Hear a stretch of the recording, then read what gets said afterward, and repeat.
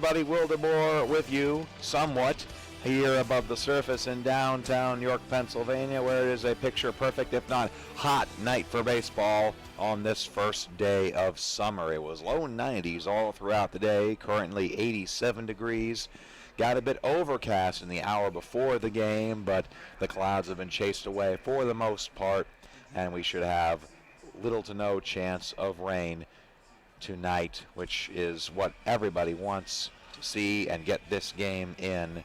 And it's a doozy for you tonight. The Ducks and the Revs meeting for the fourth time in a couple of weeks. This is the middle of that stretch where these two teams will see each other 10 times in 24 days. This is the second series of this.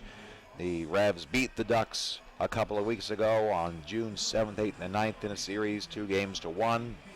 They will go to Long Island towards the end of the month. That's the second to last series of the first half before they come back here for that crucial showdown against Lancaster that perhaps will decide the Freedom Division first half.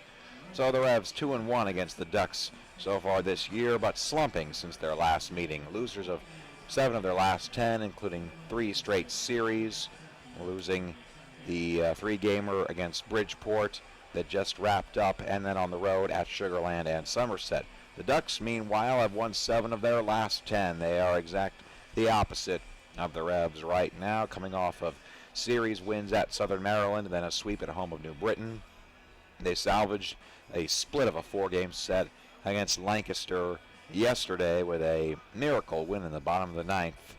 An infield single by Delta Cleary Jr. Phelan Lentini scores the winning run on a throwing error, and the Ducks win that game. Meanwhile, York, of course, losers last night by a score of 9-3. That makes the Revs 31-29 overall, 20-10 here at Peoples Bank Park. Long Island 32-24, 11-15 on the road, counterbalancing their fine home record, which is in fact one game better than the Revs right now. Starting pitching matchup. First for the Revolution, Micah Owings getting the nod for the 4th time this season. That means he will have split his time between starting on the hill and then coming out of the bullpen. Through 7 total appearances, he is 2-3 with a 4.11 ERA. Lost an appearance against Somerset back on June 15th, allowing 2 runs in 2 relief innings. His best outings have come as a relief pitcher. Both of his wins came in relief against Sugar Land on May 15th, 3 shutout innings, and then 4 2/3 1-hit shutout innings during the Revs' 7-run comeback on May 25th against Southern Maryland. He will go up against Jack Snodgrass, one of the top starters for the Long Island Ducks, and that's really saying something. 5-4, 2.96 ERA in 10 previous starts, coming off of a quality start in a win against New Britain on the 15th. A crucial series for the Revs, as they will see the 3rd best ERA, the top ERA, and the 5th best ERA in the Atlantic League in Jack Snodgrass tonight, Mark Blackmore tomorrow, and John Brownwell on Wednesday. So if you're a fan of pitchers duels, saddle in. We're going to take a commercial break when we come back. Travis Witherspoon, got a commercial, please. Looking for something cool to do this weekend? Come to the coolest place in town and learn to play hockey or figure skate at the York Ice Arena. The York Ice Arena offers a Learn to Skate program for skaters of all ages and abilities, directed by ISA and USFSA qualified instructors. Skating classes range from beginner to freestyle. Hockey classes cover the basics of the game. All classes include free skate rental and 5 free skating passes, so you can try out your new skills. And remember, the coolest place in town is also available for the coolest birthday party in town. Host your birthday bash in group spaces or with a private ice rental. Public skating at the York Ice Arena is available afternoons, evenings, and weekends. Skate for just $7 and rent your skates for just $3. Plus, you can save with discount passbooks. Oh, and ask about gift cards and kids' prepaid debit cards. So if you're looking to learn something cool, come to the coolest place in town and learn to skate at the York Ice Arena. For more information and to register, go to yorkskate.com. Get into the ball game with great savings and great weekly specials at your Sure Save neighborhood markets. Use your gold card every time you shop, and you automatically receive savings and rewards. And get incredible deals on the new Best Yet brand products at Sobel's Markets, Wetzel's Market, and also at Nell's Market Fresh Foods. Always a hit and always great savings. Join me, Steve Zabin, mornings at 6 on Sports Radio 1350 WOYK.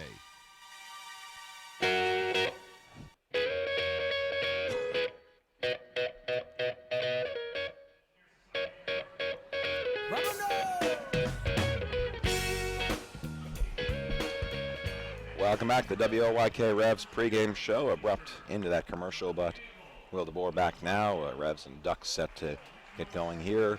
Darrell Henry had the chance to chat with Travis Witherspoon before the game. Witherspoon, 6 hits in his first 3 games for the Revs over the weekend. This is what he had to say. Back here in tonight's pregame, Travis Witherspoon is our guest, and Trav, I'm always, well, I should call you Spoonie. I'm always wondering, what's it like, to join a new team during the season, and what are those first couple of days like now that you've gotten 3 games under your belt? It's always bittersweet, going from an organization that you've been with before, leaving those guys because you build that team chemistry and camaraderie, come to a new set of guys. But like I said, I know a lot of the guys over here, and we're in first place right now, so that's also another positive side, and just trying to help these guys win, and it's just exciting right now. In a short period of time, what's the vibe like in here? And obviously a lot of veteran guys, and maybe the weekend didn't quite go the way everybody hoped, but do you sense that everybody's got a good head and very professional about it? Yeah, I think we're all well level-headed right now. It's a very upbeat clubhouse, a lot of different personalities, so everybody's pulling for one another. The energy is good, and we're just trying to keep the ball rolling and keep winning right now. Was it a total surprise when Nash got you with the ice bath the other night? Yeah, I can't even lie. It kind of caught me off guard, and it was kind of cold, so I wasn't expecting that.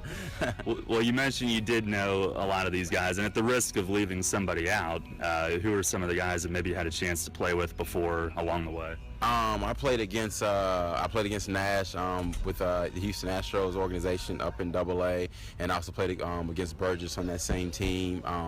Played against DeMarc when he's with the Oakland A's organization, and I think there's a couple other guys I can't name on the top of my head, like you just said. I don't want to leave out, but I know for a fact those 3 I definitely played against. Talking with Travis Witherspoon, and to go from a good team in Lancaster to a good team here, do you sense any similarities in the clubhouse or otherwise? Just the upbeatness. Like I said, I really feel like I haven't missed a beat as far as going from one clubhouse to another, as far as the energy in it, and just everybody just being alive, and the energy more than anything. It feels the same, What's it like working with Mason Polo the first couple of days, and even Fletch for that matter as the pitching coach? He's really involved with everybody too. Yeah, Fletch is really good. Mace is really good too, and also Polo himself. It just, Polo is kind of like, let me come in and, anything he do to help, and kind of just keep the ball rolling. And Mace is very laid back, and, he's all about winning, and, he wants to win. I appreciate it as a manager, and just pushing his players to be better. Do you like leading off? Is it something that you've done a lot throughout your career? Yeah, I've definitely led off a lot, coming up through the organizations, and, wherever I've been at, but, wherever the manager needs me, I definitely hit there. And looking at, your career numbers, it looks like center field is the bulk of where you've been. Is that true? Yeah, I've definitely spent most of my time in center, various times in right and left, but, most of the time in center, though. I know, center, it's a little bit different, obviously, with the ground that you cover and the reads. Is that something that, even going back to when you were a youngster, do those skills develop at a really young age? Yeah, I think so, man. I always tell people all the time, like, growing up with my summer league team, like, we would practice started like 5:30, we'd be at 4:30, but the funny thing is we would be there and we would just take so many fly balls in the outfield all the time to the point of it became kind of such a natural, enact and in center, and so left and right just kind of come, I wouldn't say naturally, but I actually have work to do in the corners, but center just kind of comes naturally to me.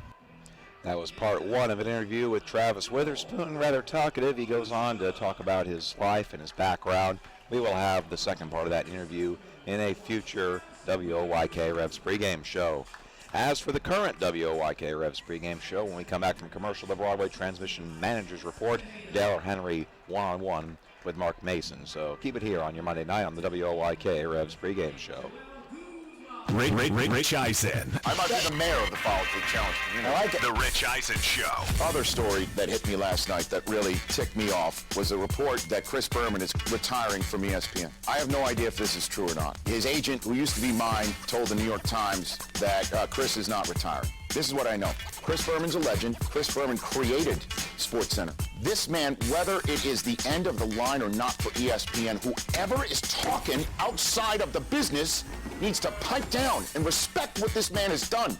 I know we're all in this business where we talk about contracts and maybe we don't like it when the lights shine on all of us, but the bottom line is this. Who in the world is talking to somebody, multiple sources, saying Berman's not getting renewed and it's retired? Let him decide and say what he wants to do. Man, that pissed me off. Time to roll. This is the Rich Eisen Show. Weekdays at noon on Sports Radio 1350 WOYK. Hey, sports fans, great news. You can now listen to Sports Radio 1350 anywhere with the new WOYK mobile apps. Kids Playdate running late? Not a problem. Marooned in Madagascar? Help boost our numbers with the lemur population. Wherever you are, WOYK is with you on the brand new mobile apps. York's only local sports station just went mobile and global. Sports Radio 1350 WOYK. First in York, first in sports. Hi, this is Dan Patrick. Join me weekday mornings at 9 on Sports Radio 1350 WOYK.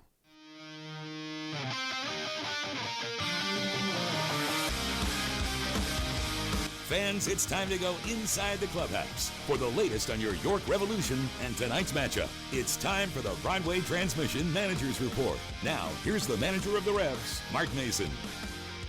Well, Mace, yesterday, a very eventful start. Your guys came back quickly, but I know the frustration with some missed opportunities. What did you think was the biggest issue, maybe early, with not taking full advantage of some of the chances you had?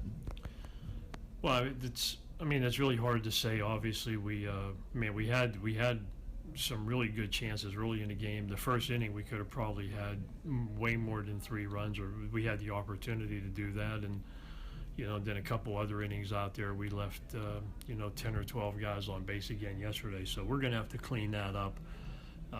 We worked on some drills today for batting practice, and hopefully that'll work out too. But yeah, you can do all the practice you want. At the end of the day, you have to take what you're working on into the game, and you have to be able to execute it there. So we'll see how that goes. Is that important that you did it also today, since you're facing a lefty and a pretty big change-up guy from what we remember last time? Yeah, well, regardless, I think of who we're facing today, and we've seen Snodgrass before, but just in general, I just think that's been a little bit of an Achilles heel for us, is going out of the zone or trying to pull a little bit too much. But we're capable of hitting the ball the other way. We've done it many times, so we just have to have the right mindset and then try to go out and do it. Yesterday on the mound, Click in the first inning, obviously that was a rough inning, but the way he settled in, what impressed you? What did you think was the difference from first and then to his next 3 or so?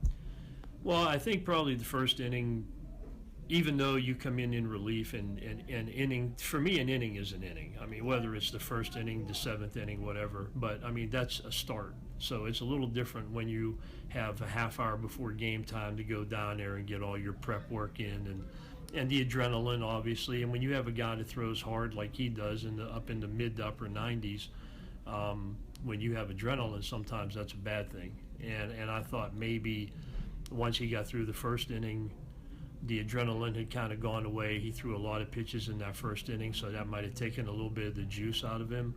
And then I thought the fastball command got much better and was more down in the zone than it was in the first inning. Your new relievers, you got each of those guys in yesterday for a first outing. How did you think they did? Well, I liked what I saw overall. Those guys hadn't faced hitters in a while, so so I thought it was important to get them in the game yesterday. And and get their feet wet right away. They had been throwing a couple bullpens because they were here for a day or two, but nothing matches the actual game situation and to get out there. So, I liked what I saw. I thought for the most part they kept the ball down. They threw strikes, so it was all good. Long Island coming back in, you've barely seen them, but we'll see them a lot here, and they're playing pretty well. What are some of their biggest strengths that your team has to control here in this series? Well, I think they have a good lineup. I think they can hit with anybody. Obviously, they have speed, especially the guys at the top can run. They're missing some key players too. They're missing Danny Lyons and Lou Ford, who are two more guys that can run and are really good players. So, we're a little familiar with them. They do have a lot of left-handed hitters and switch hitters and those kind of things, but they play tough, and they came in here last time. We did pretty well that series, but they're in a playoff hunt too. So we're going to get everybody's best shot right now. So we saw what Bridgeport delivered to us over the weekend, and if you can't be on top, you like knocking the people off that are there, and that's kind of the mentality of it. So we have to come out and be ready to play. Is it fair to say that Bridgeport's a better team than when we first saw them with some of the reinforcements they've gotten? Well, I think they swing the bat really well. I thought that all year. They've had success against a lot of teams. I think they beat Lancaster 2 out of 3 the last time they played, or actually the only time they played. They're playing them like we play Long Island now. It's 7 or 8 days in the next week, but they swing the bat, and you got to give them credit for that. And I thought we left Albedell,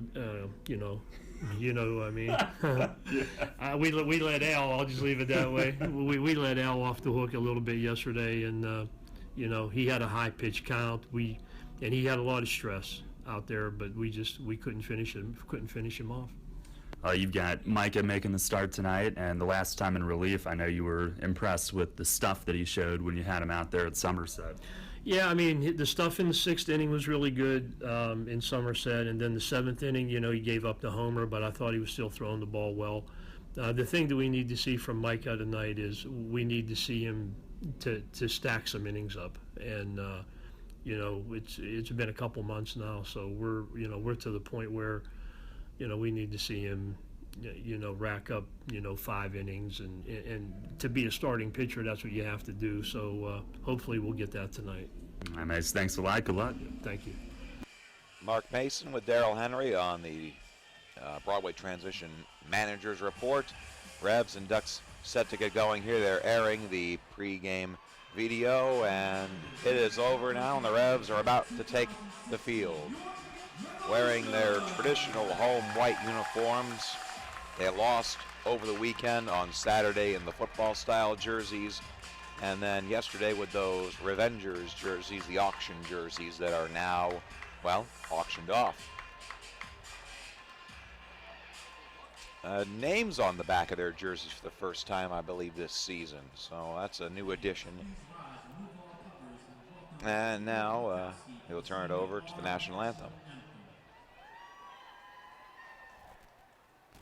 Oh, say, can you see by the dawn's early light what so proudly we hailed at the twilight's last gleaming, whose broad stripes and bright stars through the perilous fight o'er the ramparts we watch were so gallantly streaming, and the rockets' red glare, the bombs bursting in air,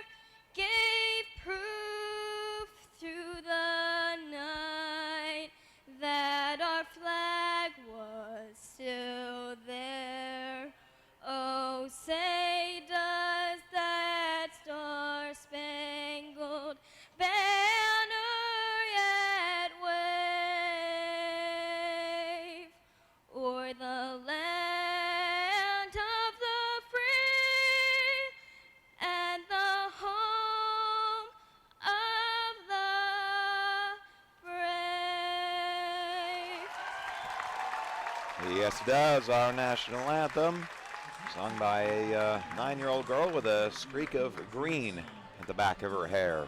Those are the styles nowadays. Your starting lineups brought to you by Flying Feet. First for Kevin Baez's Long Island Ducks, 1 game back in the Liberty Division.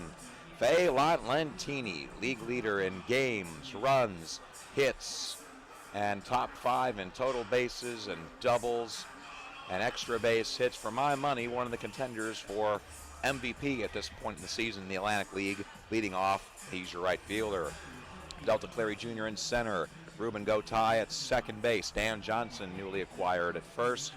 Cody Puckett at third. Mike Blank catching. Blake T. Cody DHing. Anthony Vega, your K-man today, in left field. And Matt Wessinger, the shortstop, batting ninth. They'll try and get runs on the board for Jack Snodgrass. It's an injury-depleted lineup for the Ducks. Sean Burrows, Tyler Colvin, Dan Lyons, and Lou Ford, all on the disabled list. And then for Mark Mason's York Revolution, Travis Witherspoon leading off in center field. Again, a fine start to his Revs career with 6 hits in his first 3 games. Isaiah Tejeda with the 16-game hitting streak to match the number on the back of his jersey. He's catching and batting second, back in the lineup. Joel Guzman DHing. Andres Perez over at first and batting cleanoff. Telvin Nash getting the day off today. Michael Burgess in right, batting fifth. Brian Pounds back in the lineup at third base, batting sixth. Jason Repko in left, batting seventh. Josh Wilson at short, batting eighth. And Michael Rocket at second base for the second straight day, batting ninth with that 10-game hitting streak. And Micah Owings, who has finished his warm-up tosses. Half starter, half reliever, all Micah Owings.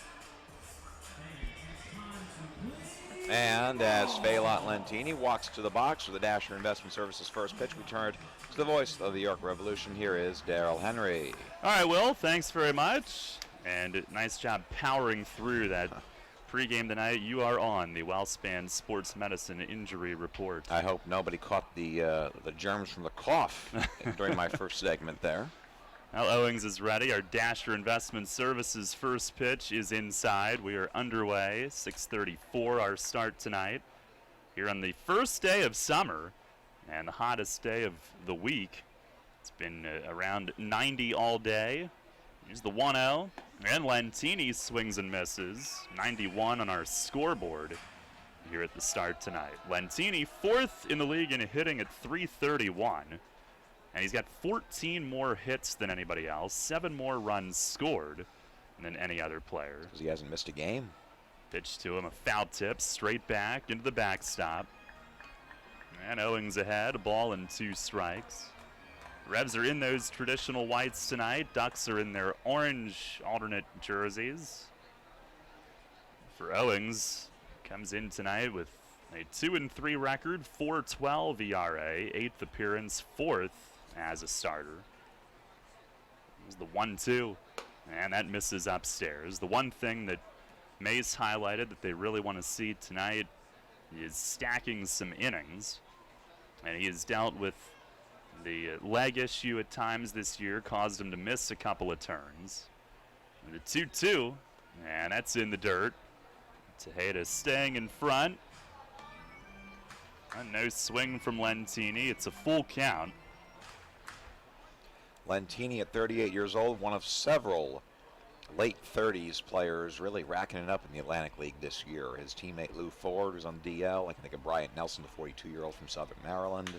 Here's a liner to right. Coming in is Burgess. He'll slide and trapped it under his glove, and it was laying there on the grass when he popped up. So Lentini worked the full count and singles to right for his 80th hit of the year. And he's also in the top 5 in steals. He's 4th with 16 steals, only caught once. So there's some pressure on base right away on the Revs battery. Also driven in 31 runs as the leadoff hitter. He's just a couple of shy of cracking the top 5 there, too. Here's Delta Cleary Jr. He'll bat from the left, shows a bunt. Lentini's running. Pitch was high. The throw to second will be late. He's in head first, just ahead of Wilson's sweep tag. And Lentini with his 17th steal.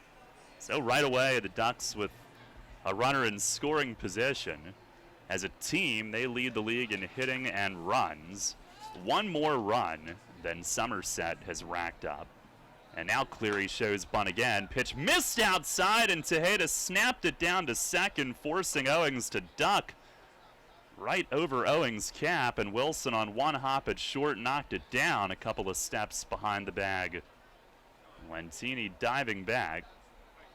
And Tejeda doing his best to keep him honest, but a bit of a dangerous throw. The 2-0, and Cleary does get the bunt down. Owings in, will call off Tejeda, fires to first, it's late.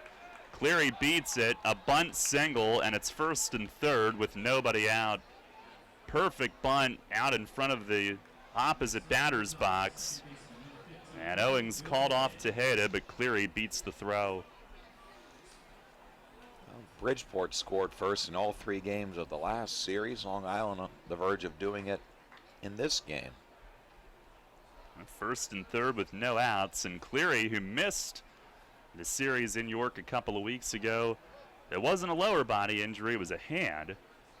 And his legs are fine. He's 8 for 8 in steals, so they may send him at some point. Perez holding him at first. Hitter is Ruben Gotay, and Owings missing away on a first pitch change. Gotay hitting at .303 with 3 home runs, 16 driven in. He went 5 for 10 in that series here in York a couple of weeks ago. And Owings to the belt, kicks and fires, and missed up above the belt. 2 balls and no strikes. Dan Ratajski is our plate ump tonight. Brian DeBrouwer at first. Brian Miller, the umpire, at third base. Miller's the only one we haven't seen in this ballpark this year. Now Owings with his sign. And the 2-0, swinging a foul tip into the glove of Tejeda. Good downward bite on that slider. And a foul tip right into the pocket. 2 balls and 1 strike. Owings looked sharp in relief at Somerset last week. Good stuff. Quick 1-2-3-6, but in the 7th, really one mistake as he throws over to first and Cleary dives back. And taken deep by Brian LaHare for a 2-run homer that broke a tie at the time. Handed Owings the loss in relief. Now fires, and there's a fastball, a called strike, 2-2. His longest outing this year, 4 2/3, which did come in relief, but a long relief outing, and he got the win with a 1-hit shutout performance.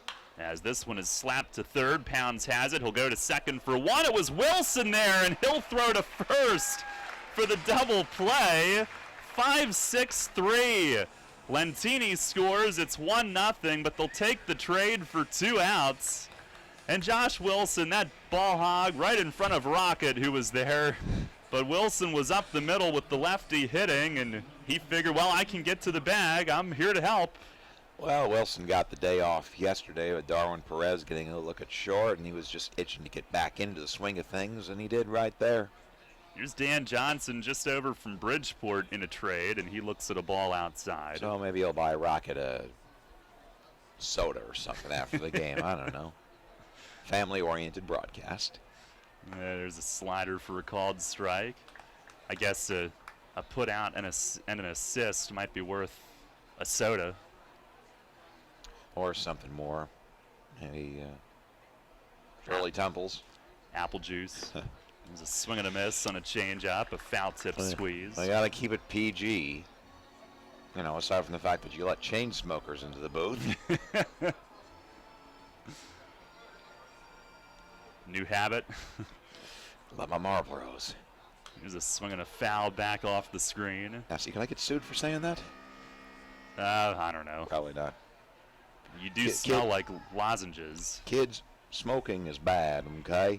You shouldn't smoke. Well, Owings fires home, and a grounder yanked foul down into the Revs bullpen. Dan Johnson, the former first baseman with the Tampa Bay Rays, plenty of pop. He's hit 7 homers in 45 games this year, hitting .222. And also will pitch at some point for Long Island. He was pitching for Bridgeport as an experimental knuckleballer as Owings misses low. He was in spring training with Tampa Bay this year as a knuckleballer trying to reinvent himself. And here in the Atlantic League, he's doing both. Ducks with their injuries can't pitch him right now. They need him at first base. And Owings delivers, and a swing and a miss. Struck him out on a cutter and finishes the inning strong after the 2 hits to start off. Only the 1 run scores. Double play helping. 1 run, 2 hits, none left at the end of a half. It is Long Island 1, York coming up. This is the Dan Patrick Show. I just like to say that y'all rock, man. You can be bad, and as long as you're in on it, like you're sort of in on the joke in Philadelphia. Yeah, we're so bad, but hey, you get Ben Simmons, then maybe it's worth it. What if you don't get Ben Simmons? What if you have the 4th pick? What if you get the 3rd pick? What if you missed out on Ingram from Duke? You wanted to be bad to get good. You got bad and are still bad. Dan Patrick. Mornings at 9 on Sports Radio 1350 WOIK. Current school not meeting your child's unique needs? Check out Family-Centered Public Cyberschooling from Commonwealth Charter Academy. CCA students attend virtual classes led by Pennsylvania certified teachers, and enrollment is open year-round with no waiting list. For open house dates in your area, visit ccaeducate.me or call toll-free 1-844-590-2864. That's 1-844-590-2864. Come on! Colin Cowherd. If the Lakers keep their pick, rookies count as 0. Here will be the Lakers' numbers. 0, 1, 1, 2, 1. They have another 2. Brandon Ingram is 18 years old. Think you're going to win playoff games in the West with that? Ben Simmons couldn't lead his college team in the field of 68. This is The Herd with Colin Cowherd. Weekdays at 3 on Sports Radio 1350 WOIK. Your teams all the time. York's only place for local sports. Sports Radio 1350 WOIK.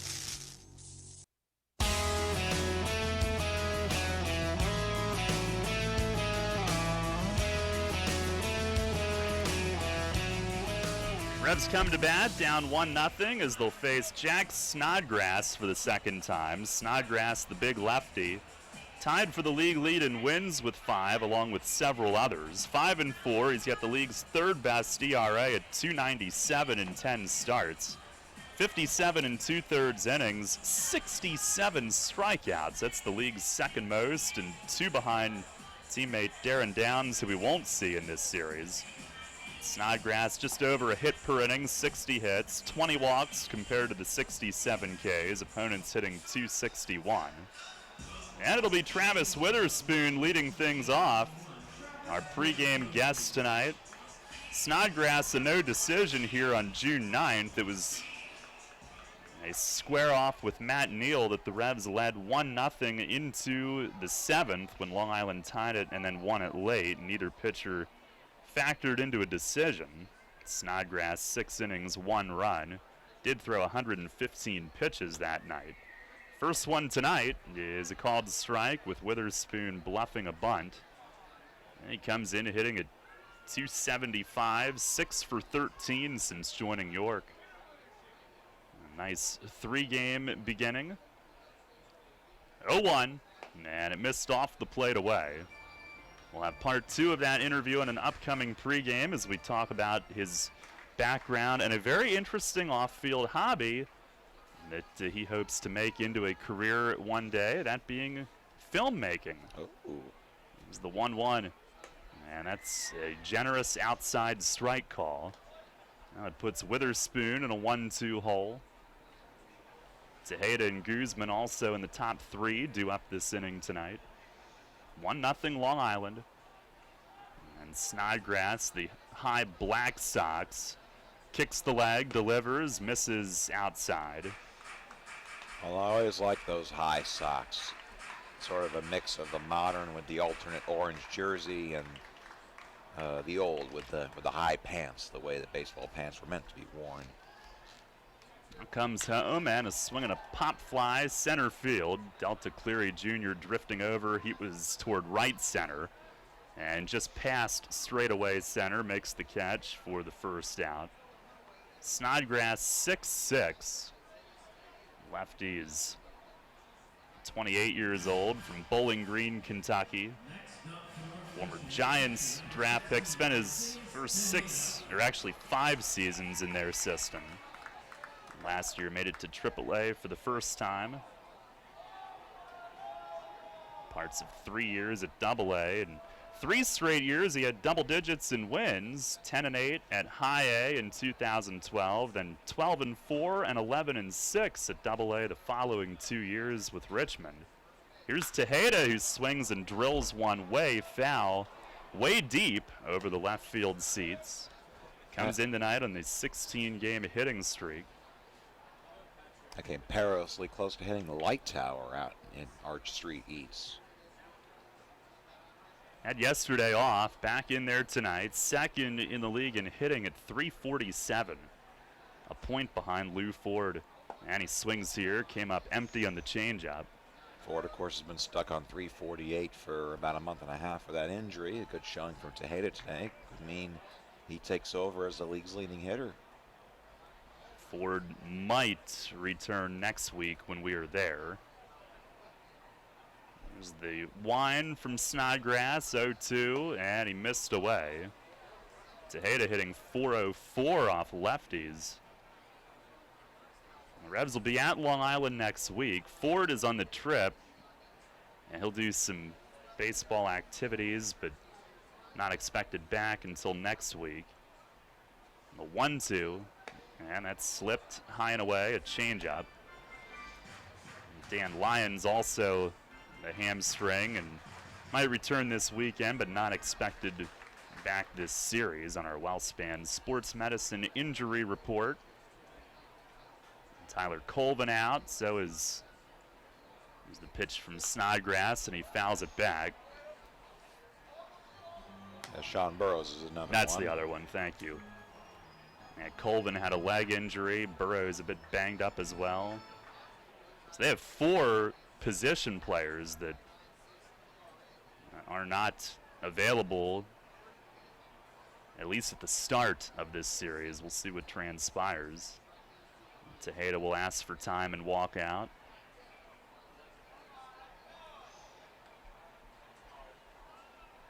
The Revs tonight have 5 position players on their bench, which is a season high. Long Island's got just 2. 2-2, and it just missed away. A full count. Snodgrass started to walk off the mound. He had 7 strikeouts in 6 innings in the first start that he made here. Did have 3 walks and a very high pitch count that night. The Revs had a lot of base runners, though, and could not cash in. Now the 3-2, and a swing and a liner hit well toward left field. Vega drifting back, though, and he's got it. In the shadows of the arch nemesis, right on the front of the warning track, right about the border of where the arch nemesis connects with the medium height wall. And Tejeda had some carry, maybe hit it off the end of the bat, though. It flies out to deep left for out number 2. And here's Joel Guzman, who will DH in tonight's game. Revs trail 1-0 here in the first. Guzman tied for 6th in hitting entering play at .309. Pitch from Snodgrass is right over the plate for a strike. As good a home hitter as you'll find. .385 at Peoples Bank Park with 5 of his home runs and 24 of his RBIs, including a couple in the last 2 games. Tied for the league lead overall, and Ribby's coming in tonight as he swings here and lifts one in the air toward the big wall in left. Vega running along the edge of the warning track, and he's got it. He had him played out near the gap, and a long run parallel to the edge of the track. He lost his hat on the way, but hustling toward the line, he runs it down. 1-2-3 first on fly balls for Snodgrass. We go to the second. Long Island up early, 1-0. Broadway Transmission? I don't know how they do it. We've been in business for 60 years at the same location. I don't know how they do it. It's our long-term nationwide warranties. Oh, and don't forget our online appointment scheduling. I still don't know how they do it. They toted my van at no cost with my repair. It's our ATRA certified technicians. Don't forget the good-looking genius in the office. Come on, man. I know they helped me with financing. Still, with my bad credit, I don't know how they do it. I did my research and felt comfortable that Broadway is a AAA approved specialty repair shop. I showed my AAA card and saved some hard-earned cash. I was happy to get a $100 rebate in the mail after the job was done. I sure don't know how they do it, but I do know they get it done, and they get it done right. Broadway Transmission. We'll get your shift together and back on the road fast. Check us out on the web at BroadwayTrans.com or stop in and see how it's done. It's time again for York Mitsubishi's Hot Summer Deals, starting with 0% financing on all 2016 Outlanders, Lancers, Outlander Sports for up to 72 months, or the 2017 Mirage ES starting at just $11,995. And as always, all 2016 Outlanders, Lancers, Outlander Sports, and Mirages get our famous 10-year, 100,000-mile powertrain limited warranty. So stop by York Mitsubishi and get 0% financing all month long. York Mitsubishi, just off Route 30 on Roosevelt Avenue, York, where Mitsubishis always cost less.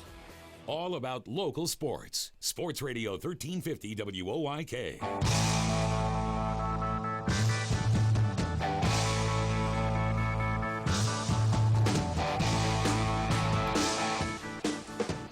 Revs trail 1-0 as we head to the second inning tonight. Micah Owings had first and third no outs, only gave up the one run though. Double play produced it, and then a strikeout. And Cody Puckett will start this inning.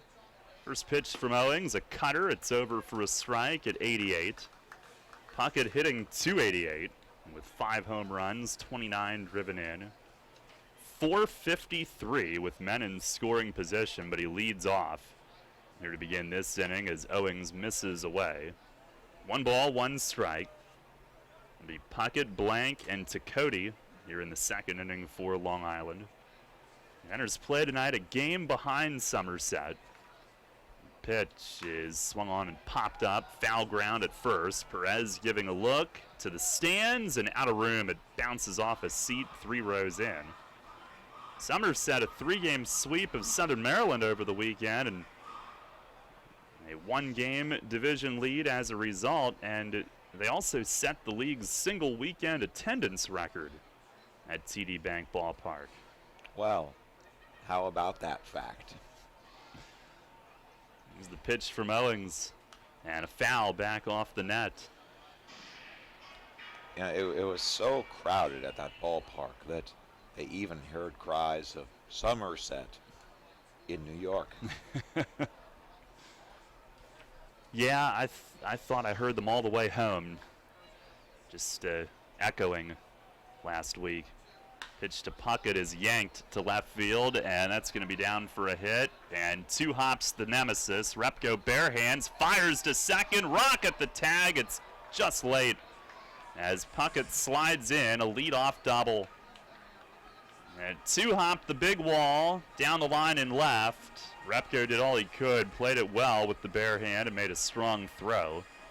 But Long Island will have a runner in scoring position with nobody out for the second time in as many innings. Mike Blank will follow.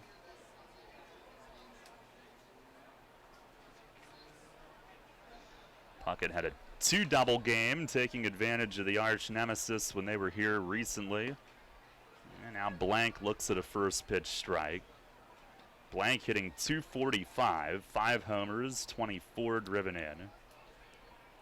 It's 190 with scoring position. Owings trying to get an important first out, and he fires strike 2. Fastball knee high on the outside corner at 89.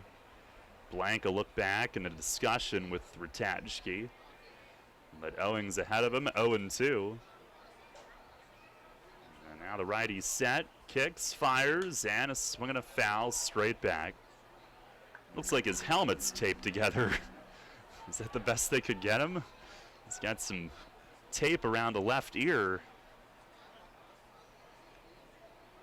Perhaps a spot of an old baseball wound. Maybe he got plunked. Owings steps off.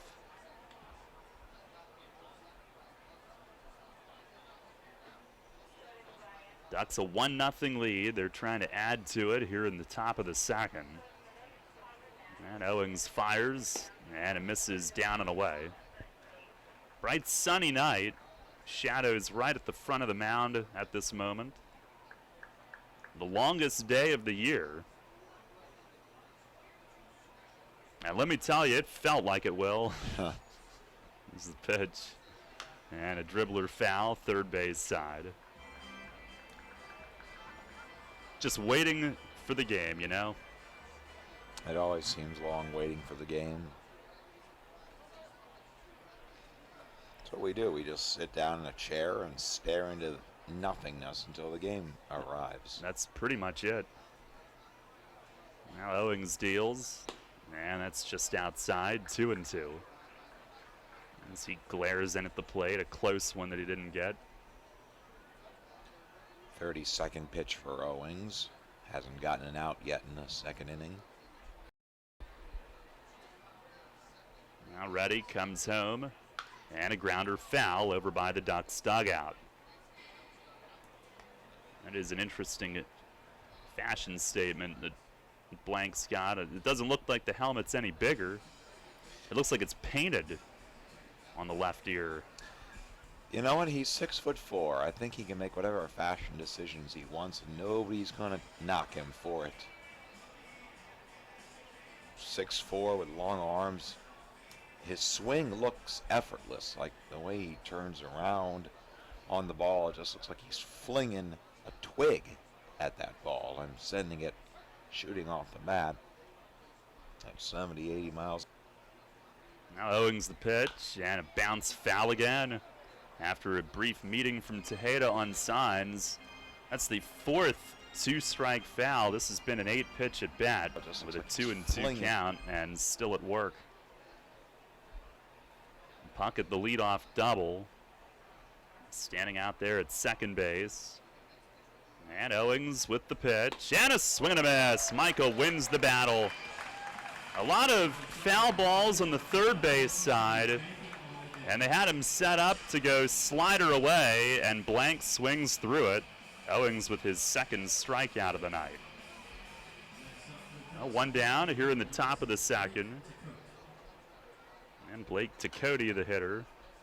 Tacody, the distinction of scoring the only earned run off Mike DeMark all season to this point. And that 2-run homer in the top of the ninth in the getaway day of the last series these two teams played. First pitch here is in tight. First runner got aboard via an error, and then Tacody turned on a pitch and deposited in the seats in right field over that tall wall. And the Ducks won, salvaging the finale on June 9th, 3-1. DeMark's first loss and his first earned run against. Pitch is down low, a slider, 2-0. Tacody played center field that entire series when they were without Delta Cleary Jr. He's DHing here tonight. Batting at .225, 4 home runs. Pitch from Owings, a swing and a ground ball near the line at first. It bounced back fair, and Perez is on it, flips to Owings, covering it. And Tacody, looking back at home plate, is going to argue that it bounced after the first base bag. It was along the line, approaching the bag, appeared to be clearly foul, but then it took a hop, and Perez gloved it. Clearly fair. The question is, where was it when it crossed at first base? Kevin Baez walks halfway in to question it as well, but the out will stand. 3-1 on the putout. Puckett goes to third with 2 away. And that, kids, is why you stick with the ball. Solid fundamentals from Andres Perez. That ball looked foul all the way. He could have let it go if he had. That one's in the outfield, and Long Island has another run. Here's Anthony Vega, who swings and misses on a slider from Owings. Our K-man tonight. Vega hitting .287, .387 with runners in scoring position. And pitch from Owings is in tight, a fastball. He's got one at third with 2 down. 26 RBIs this year for Vega, who was a part-time outfielder for Long Island and Southern Maryland last year. Pitch is down low. This season, he's been a starter in the outfield for the Ducks, and having a very nice year for them. Also 11 steals. The 2-1, and a slider missed a little low. One thing about Owings, it seems like every time we see him, when he's out of the zone, it is down. Doesn't tend to get the ball up much. He fires, and there's a fastball called strike. A full count on Vega. Micah trying to dodge the leadoff double and work a scoreless second inning. 1-0 Long Island. And he's ready. The payoff pitch missed inside, and ball 4 to Vega. And that'll give Matt Wessinger a chance with first and third. Now we'll pause for station identification. This is Revolution Radio. First in York, first in sports. Your only local sports station. The new Sports Radio 1350, WOYK, York, Pennsylvania. Now first and third, 2 outs. First pitch to Wessinger, a swing and a miss on a cutter from Owings. Wessinger came in to play short in Dan Lyons' absence, and has been the everyday shortstop since Lyons went down a couple of weeks ago, hitting at .218. And Owings holds and delivers. It's a pitch out, and Vega holding at first base. 11 for 13 in stolen base attempts. So an excellent time to call for the pitch out, but Vega picked an excellent time to not run. The 1-1, and a slider that bends across for a strike. Starting at Wessinger, 1-2. He didn't like it. Saw him with Bridgeport last season. Now Owings looks in and ready. And the 1-2, Vega running, and a foul hits straight back as that bangs one of the panels up in the White Rose Hall seating area. Trying to keep it 1-0 here early. Owings with his 49th pitch. Runner goes again, and a swing and a miss. He struck him out on it. A slider for his third K of the night, and works around that leadoff double. No runs, 1 hit, and he leaves him at the corners. We go to the bottom of the second inning. Still a 1-0 Long Island lead. Tennis used to be a very polite game. Today, tennis... Ace. Raises a racket. Flying feet.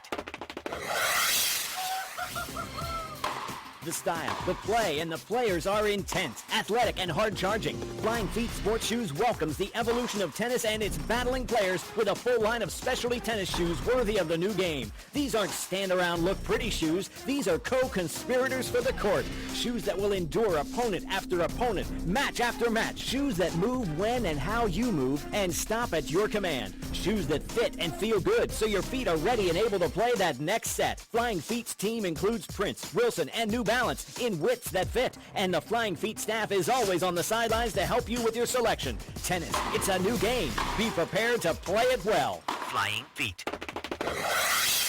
Flying Feet Sports Shoes, just off exit 18 of I-83, right behind Domino's in York. Hi, this is Tom Dasher, president of Tom Dasher Investment Services. I specialize in retirement planning and strategies to meet individual personal goals. Whether you are looking for wealth accumulation or to maximize your retirement income. Oh, heck, this is sounding just like another commercial. Hey, listen, it's this simple. We use risk-free investment vehicles, whether you are looking to still build wealth accumulation or you want retirement income or a combination of both. It is all about getting your money parked in the place that will benefit you the most. If you want to do that, call me. My office number is 246-3879, or my mobile is 487-2096, or contact me at my new website at tomdasher.com. For local sports on your smartphone, search WOYK at the App Store.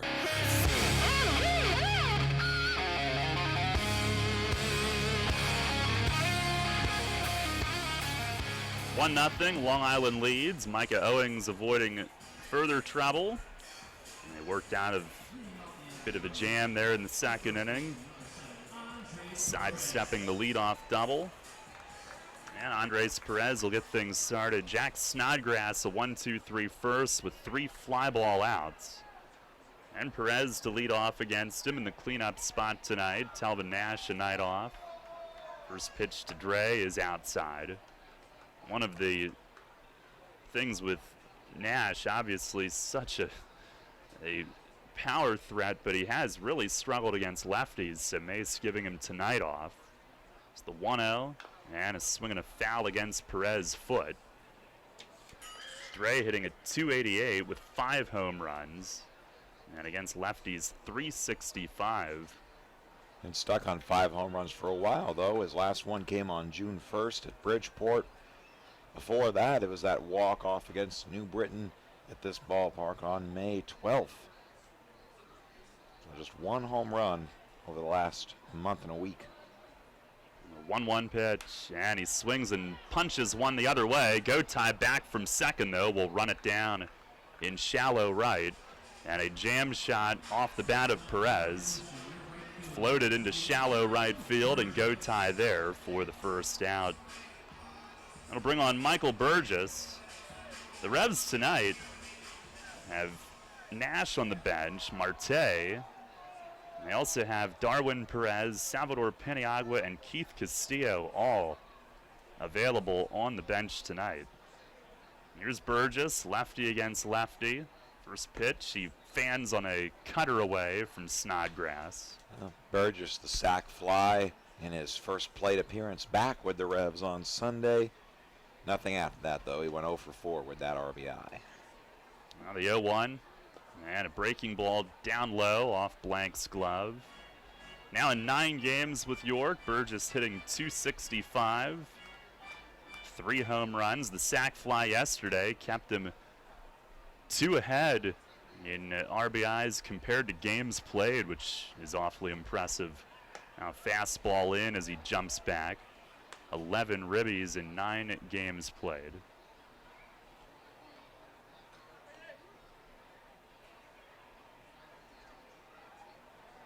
I haven't asked him about it, but from Mace and looking at things, as Burgess takes a look at a slider for a strike, 2-2, would seem to have been a pretty crummy experience in Mexico. They didn't give him much time there. Snodgrass lifts and delivers, and he tried to hold off a ball in the dirt, and it's blocked by Blank partially up the first base line, but Burgess wasn't going to be able to get past that and make it to first, so he walks off to the dugout and called out with no tag needed. 2 down here in the bottom of the second, and Snodgrass has retired his first 5 faced here tonight. I'll bring on Brian Pounds. Pounds kind enough to do a Fox 43 interview after BP today. Aired at 5:45 or thereabouts as Snodgrass misses down and away. Talking about the team's pursuit of a first half title. 2 games over Sugarland entering today, 2.5 over Lancaster. Number 1-0, and a fastball over for a strike. Pounds was here last season, of course, when the first half could not end soon enough. But it's been a fun first 56 games as Snodgrass misses down and out. 2 balls and a strike. Pounds at 234 with 4 homers, 28 knocked in. The Revs down 1-0, looking for their first base runner of the night. The 2-1. And a swing and a number foul, first base side.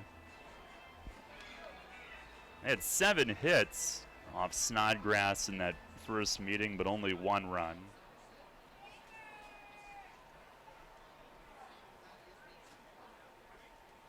Pretty much a career starter in the Giants system.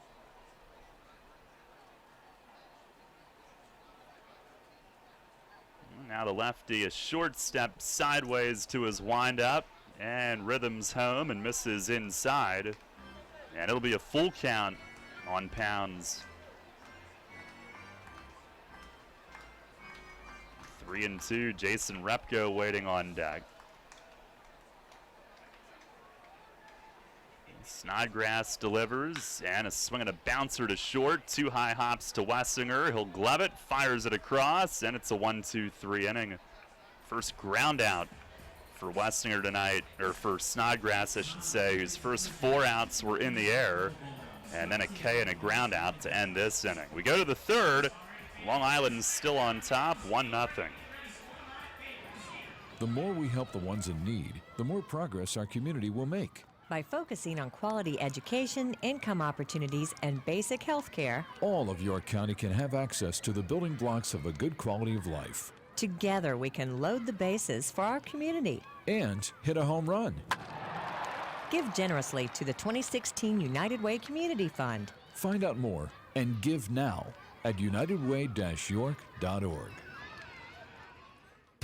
Money and business are essential to the strength of a community. So is cheering and celebration and music and fun.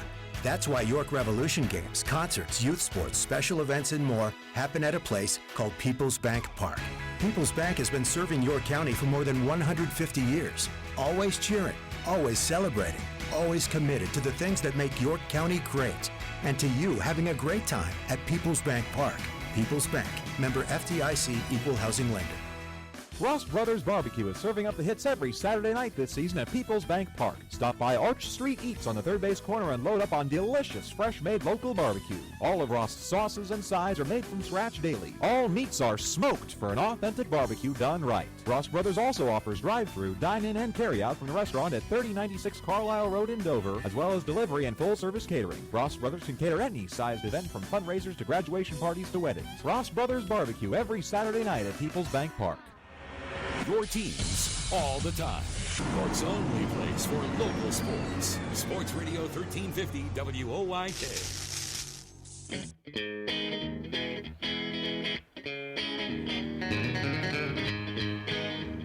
Head of the third, 1-0 Long Island. Mike Owings' first pitch, a fastball in for a strike on Lentini at the top of the order.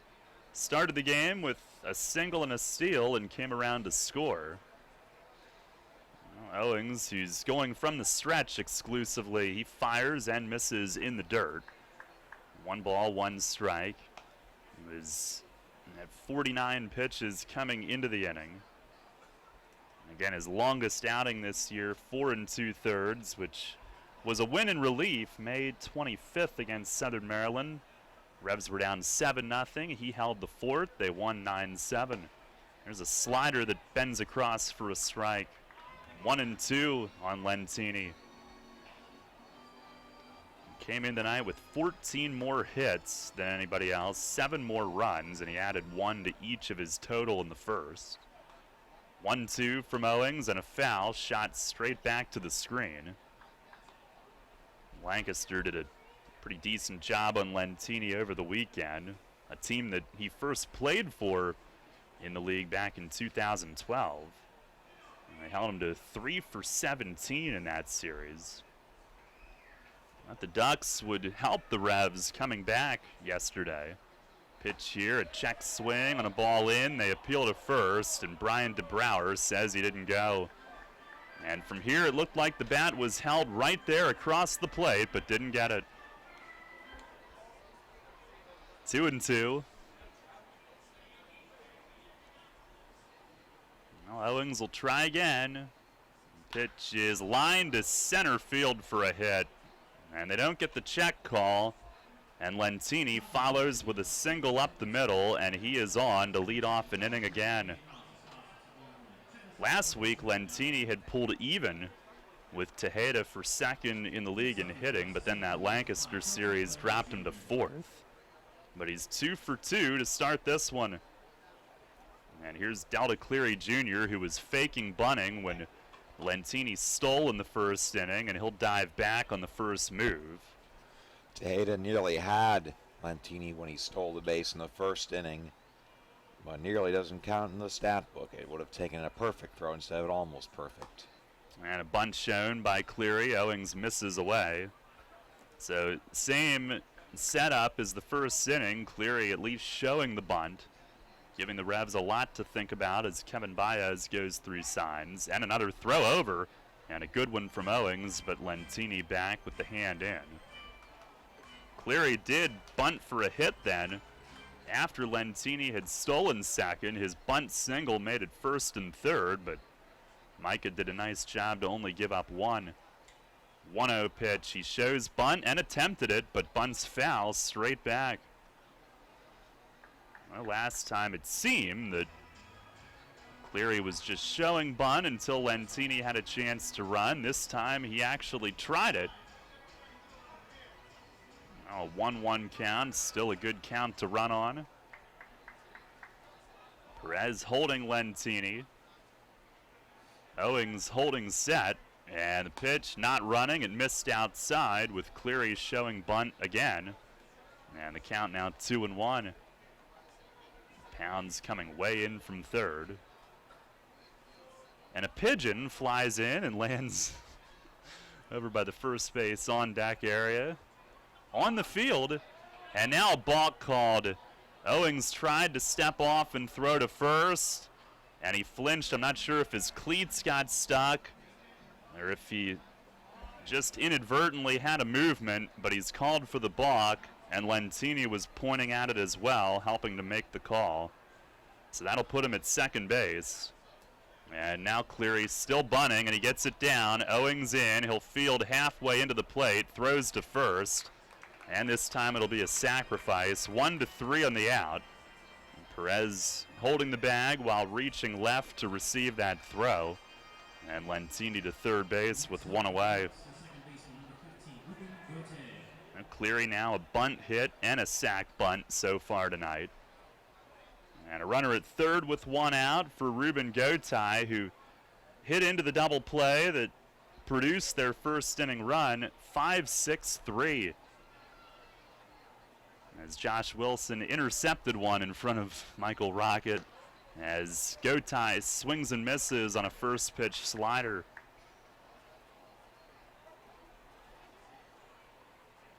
Couple of big league vets facing one another in this matchup.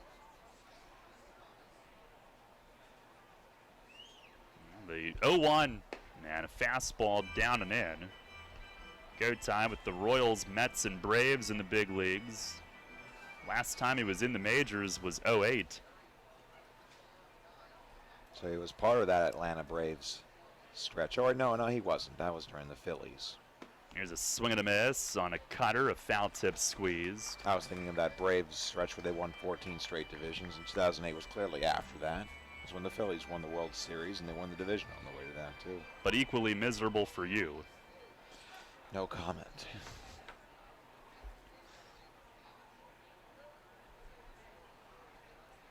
None needed.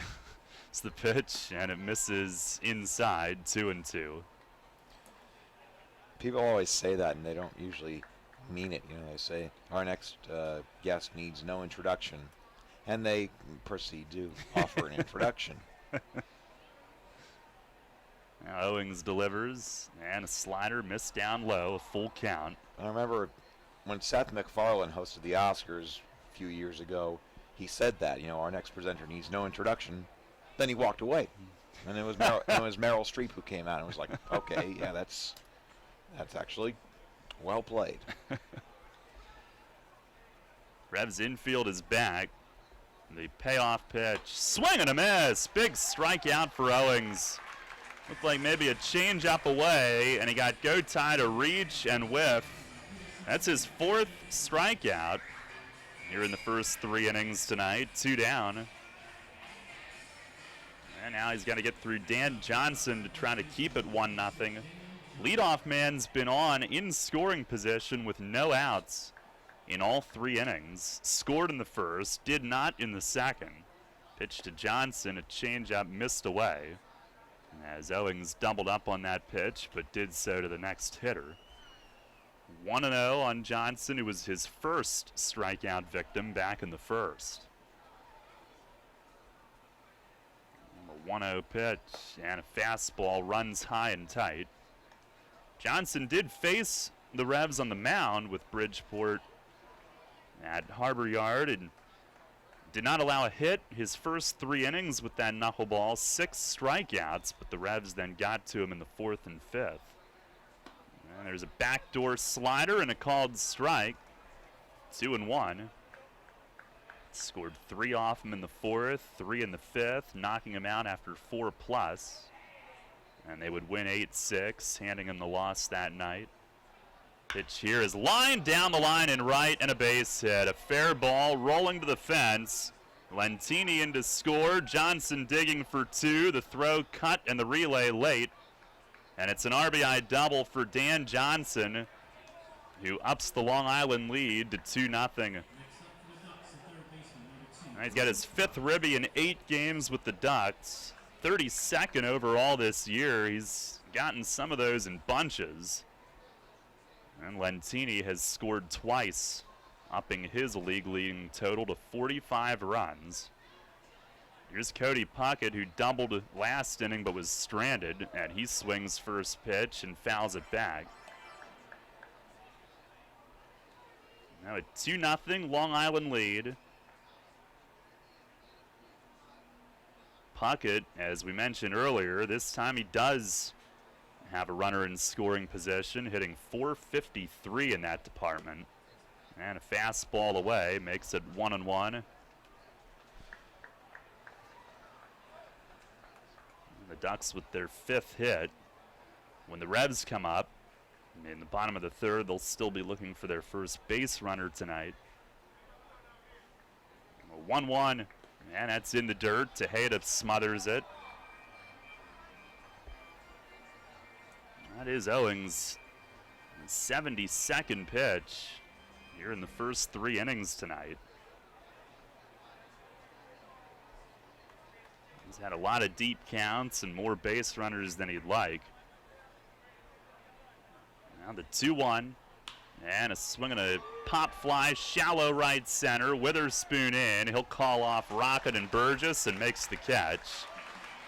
And that'll end the inning. Long Island with a run on 2 hits and 1 left. We go to the bottom of the 3rd. It's a 2-0 Long Island lead. Take it from me, guys. You want to make life happier? Your wife wants a nicer lawn. The kind of lawn you see on Home and Gardens and Martha Stewart. Here's a hint. You're not alone. Call your pals at Heritage Lawn and Landscape Care. They've got a way with lush lawns that the ladies like. And as you know, happy wifey, happy hubby. Winky face. Heritage Lawn and Landscape Care. World-class care right in your backyard. 717-292-9994. Need a quick oil change? Get spoiled at the Lube Center, home of the drive-thru oil change, and now the Oil Cam, where you can watch us work from the driver's seat of your car. The Lube Center specializes in fast oil changes, preventative maintenance, and PA state inspections. Their personable staff will make you feel right at home 7 days a week. With 2 convenient locations, York in the Two Guys Shopping Center and Shrewsbury across from Home Depot. More than ever, it's easy to get spoiled at the Lube Center. Visit thelubecenter.com for more information. The Lube Center. Get spoiled! Wednesdays are the worst. I've got to get the kids to school in time to get to work, then it's just one long day of meetings. But hey, at least I don't have to worry about making dinner. Kids eat free with People's Bank. Save money at every Wednesday home game. So now when the Revs are in town, I just pull into a People's Bank, pick up that week's coupon, and dinner is done. Revolution Wednesdays? Awesome. Revolution! Thanks to People's Bank, kids eat free at every Wednesday home game. No need to be a People's Bank customer. Just pick up your coupon at any People's Bank branch and do dinner at People's Bank Park. 1 coupon per child per game. York Sports on your mobile device or online at WOYK1350.com.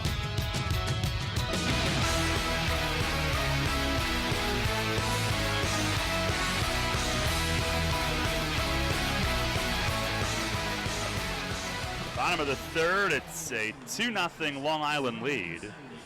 Snodgrass going through his warm-ups. A little late to get this inning started. It'll be Repko, Wilson, and Rocket coming up. Looking for the Revs' first base running opportunity tonight. Snodgrass, 4 flyouts, then a strikeout, and then a ground out to his last hitter. He's retired all 6. First of a 3-game series here tonight. homestand started the same way as the previous one, dropping 2 of 3 over the weekend and then facing Long Island. The Revs took 2 out of 3 from a couple of weeks back. Pitch to Repko is high and away. Repko hitting at .266. 3 homers, 14 driven in.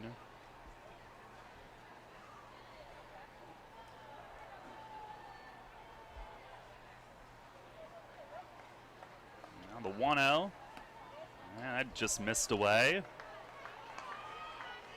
Repko trying to get hot again. He had been up over 300 much of the first month or so. Here's the 2-0. And a swing and a well-hit ball deep left center. It is gone! Jason Repko leaves the yard. A line drive home run to left center. His 4th of the year, and the Revs on the board.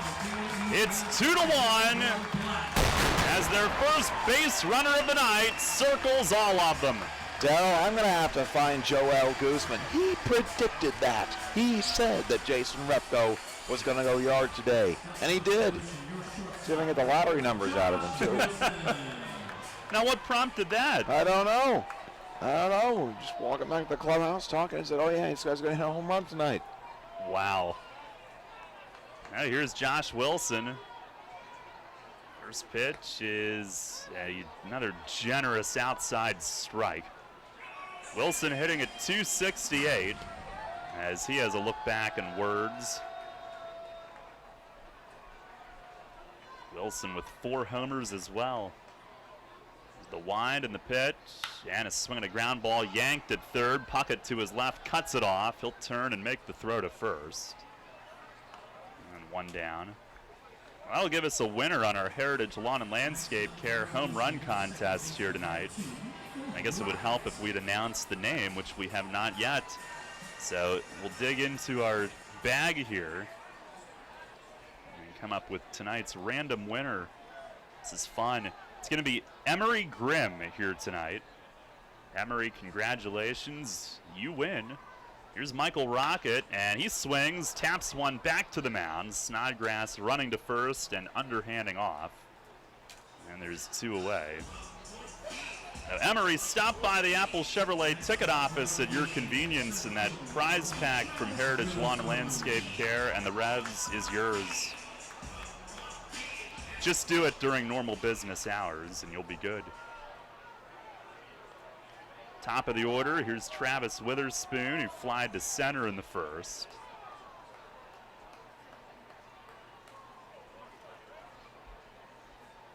Snodgrass with the pitch.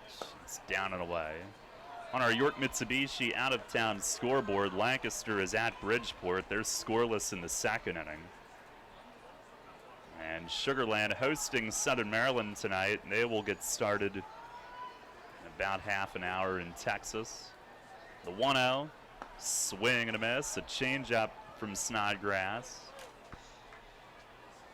Repko's homer, the Revs' 58th of the year. They entered the day 7 ahead of Sugar Land, the most in the league. The wind and the pitch. And a swing and a miss. Change up to the outer half. 1-2.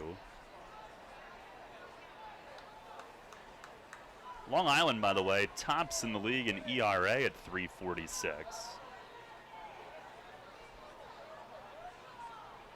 Starting rotation, 2.33 ERA the last 11 games. Pitch to Witherspoon. Strike 3 called. A fastball in.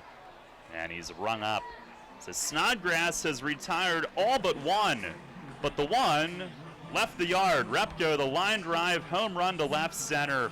Revs with a 1-0 lead as we head to the 4th, and Will DeBoer with the call when we come back.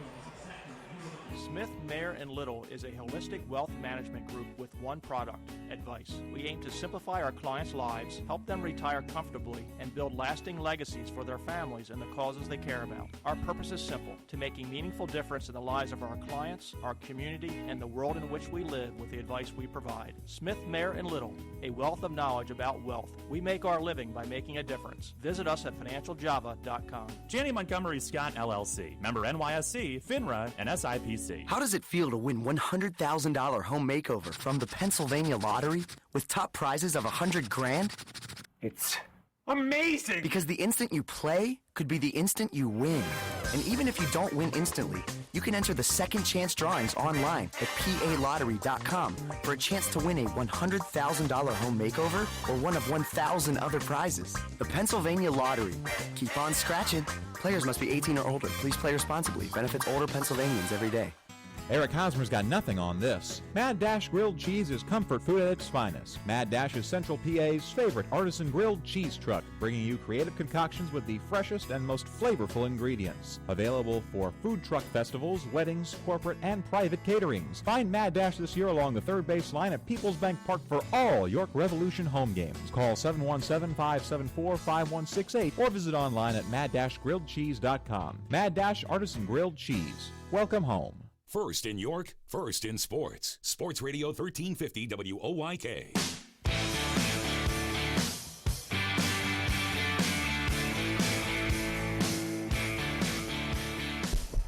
Two to one Long Island as we go to the top of the fourth inning.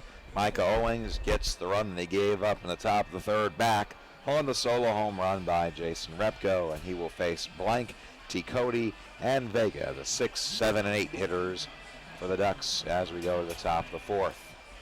Revs in desperate need of a win. They've dropped 2 in a row at home for just the second time this season. They've got Sugar Land and Lancaster breathing down their necks as we reach the home stretch of the first half of this 2016 Atlantic League season. The first pitch to Mike Blank is a fastball on the outside corner called strike one. Blank, a strikeout victim after 9 pitches. His first at bat, Owings winning a key battle, but one that ran his pitch count way up.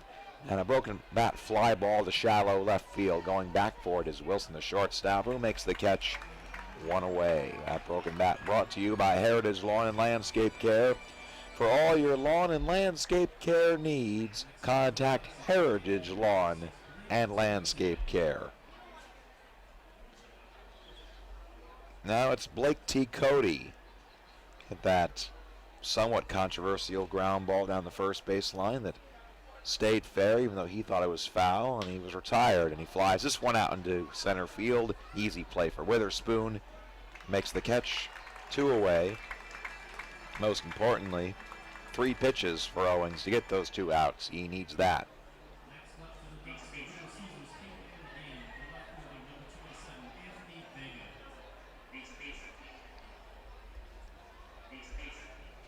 And so, another shot at the breadstick boy, or K-man, however you call him, Anthony Vega. Walked on a full count his first time up. He shows bunt, and he takes a strike right down George Street, 0-1. Ducks up 2-1. 2 runs on 5 hits for the Ducks.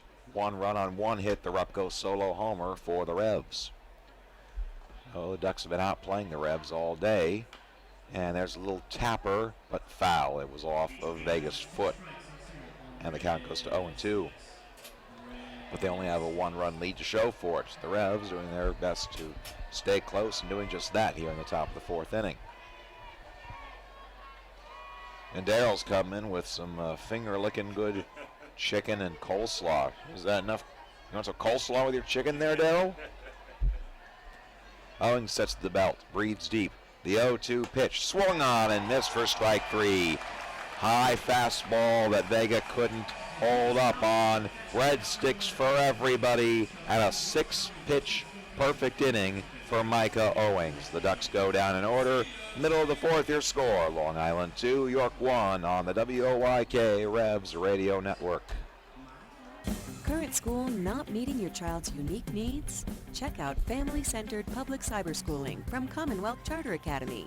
CCA students attend virtual classes led by Pennsylvania certified teachers. And enrollment is open year-round with no waiting list. For open house dates in your area, visit ccaeducate.me or call toll-free 1-844-590-2864. That's 1-844-590-2864. Come on, Colin Cowherd. If the Lakers keep their pick, rookies count as 0. Here will be the Lakers' numbers. 0, 1, 1, 2, 1. They have another 2. Brandon Ingram is 18 years old. Think you can win playoff games in the West with that? Ben Simmons couldn't lead his college team in the field of 68. This is The Herd with Colin Cowherd. Weekdays at 3 on Sports Radio 1350 WOYK. This is The Rich Eisen Show.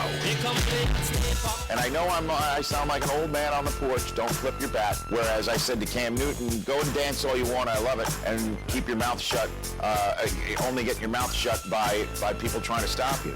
But the bat toss is one thing. You just got to accept the consequences when they come after that, and clearly he didn't. The Rich Eisen Show. Weekdays at noon on Sports Radio 1350 WOYK. Your county, your teams. Sports Radio 1350 WOYK. First in York, first in sports.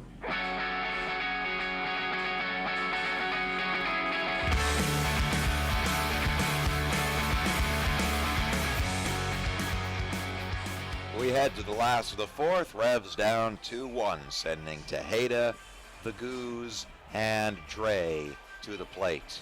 First is Isaiah Tejeda. The only one of those three who doesn't have a nickname. We need to come up with a nickname for him. Daryl, I'm going to put you on that. So while you're chowing down on chicken, what can we call Zay? Wait, that's it. That's it. All right. Zay today, a line out to deep left field, right in front of that Hatfield Quality Meats sign that attaches to the arch nemesis in left. Vega was able to run it down. And Zay calls time, steps out the box. His last name freshly sewn into that jersey. The first time all season. Snodgrass into the windup. The first pitch is a breaking ball at the knees, a call, strike one. Tejeda on a 16-game hitting streak,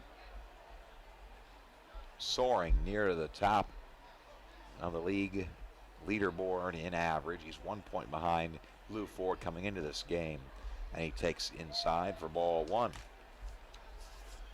During that stretch, Tejeda hitting better than he normally does. 361 on this current streak. He's batting 368 since May 4th, which is when he began his 10-gamer in May. Two streaks of 10-plus games this year. And he drives this one out into center field. Long run for Cleary, who comes in, makes the catch, takes a tumble, and holds on. Tejeda broke his bat on that one. It sounded like Cleary was playing him shading to right center, and it was a long run for him. But he got to it. So Tejeda, a couple of hard-hit balls. He's got nothing to show for tonight. One away in the bottom of the fourth.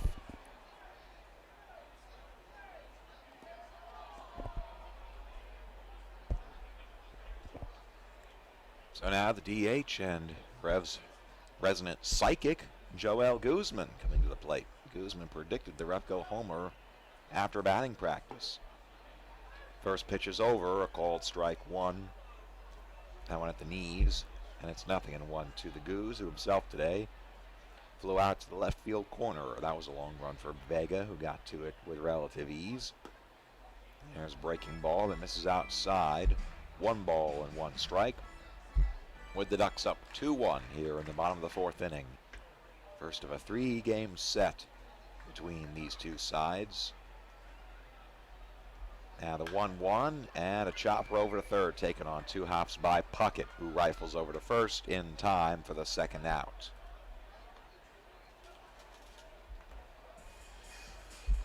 Yes, 4 games at Bethpage Ballpark. That'll be this time next week. Revs' penultimate series in the first half. Certainly no gimme for York as they chase down this first half Freedom Division Championship. Right after this, they hit the road to Southern Maryland. Okay, well, they're the worst team in the league by record. But after that, Long Island and then Lancaster. And the first pitch to Dre is a fastball on the outside corner called strike one. That one actually more of a changeup. It's 0-1. The Revs, who are slumping right now, still enjoy a 2-game lead in the division, which they have for most of this first half. Perez off the end of the bat, and he goes down in the count 0-2. Perez popped out to second base his first time up. Now he examines the lumber. Has a few thoughts for it. The thoughts are, go lumber, get a hit. Now he digs in. Slightly open stance, a bit of a hitch of his left foot. The 0-2 pitch swung on and missed for strike 3. Tied him up inside with a breaking ball, and that will retire the side. And so Snodgrass has retired 6 in a row since giving up the homer to Repko. Just 9 pitches in that inning. Revs go in order. Into the 4th year score, Long Island 2, York 1 on the WOYK Revs Radio Network.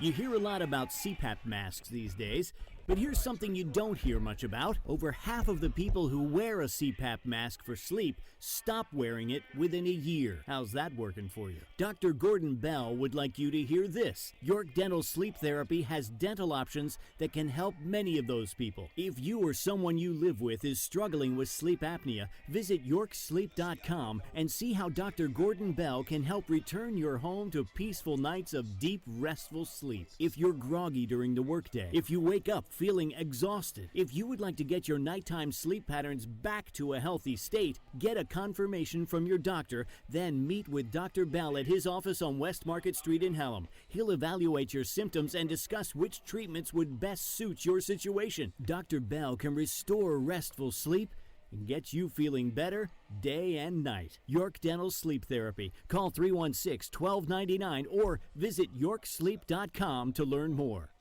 Payne doesn't take Sunday off. Neither do we.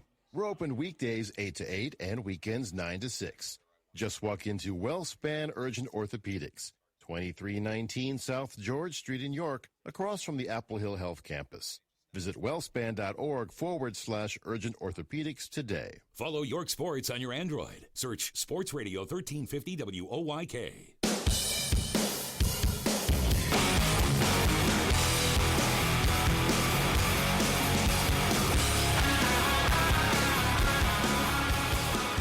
That's how I got like this. Too much screaming along with Daughtry songs. We go to the top of the 5th inning from Peoples Bank Park. Will DeBoer with you on the WOYK Revs Radio Network. Long Island leading the Revolution 2-1 as we hit the top of the 5th inning. And Mike Owings' first pitch is a fastball on the outside corner to Matt Wessinger. And he's ahead in the count, 0-1. Wessinger, a swinging strikeout victim with runners on the corners. That ended the 2nd inning. And the 0-1 is just below the knees at 1 ball and 1 strike. 7:45, but you couldn't tell it based on the sky. It is the first day of summer, the solstice, which makes it the longest day of the year. The 1-1 from Owings. He dips inside and misses. 2-1. We expect good sunlight all the way deep into this game. 9 o'clock. We'll still be playing under the light. 2-1, misses inside once again. It's 3 balls and 1 strike. The Revs trying to play like it isn't the longest day of the year. They want to be able to come away with this one feeling like a job well done, like a win that just breezed by. The 3-1 pitch is in, ball 4. Wessinger takes a 5-pitch walk to lead off the top of the 5th inning. 84 pitches now from Owings. 5 pitches thrown to Wessinger. He needed just 6 to get through the entirety of the 4th. And that flips the order, and for the 3rd time today, Phelan Lentini comes to the dish. Lentini Couple of singles, couple of runs. The only runs of the game for Long Island coming on the legs of the 38-year-old. Short lead for Wessinger, and Owings from the stretch misses low and away. Ball one. Lentini began his pro career all the way back in 2001 with the Houston Astros organization. As Paul Fletcher comes and takes a look at Micah Owings to talk to him in Tejeda, see how to approach him. He was in the Astros organization through 2003. He made it up to Round Rock, which was then part of the Texas League. After that, began his outlaw career in 2004 with Kalamazoo of the Frontier League. Homer Striker Field, a fine ballpark.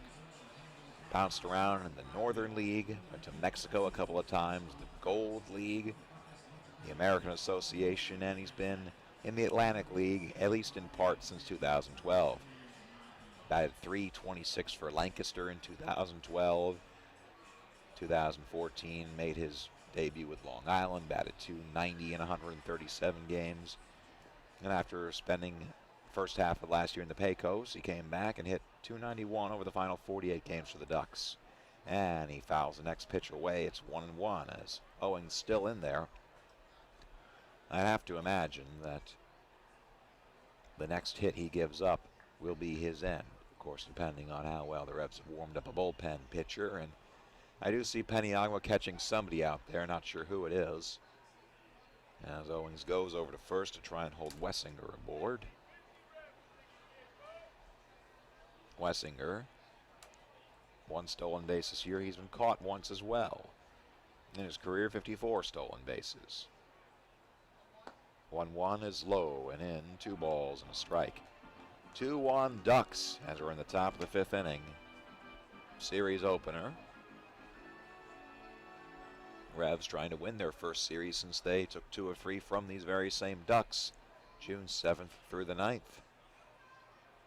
Owings the kick in the 2-1 pitch, a bouncer and foul down the third base line, ricochets off of the base, protecting the fans.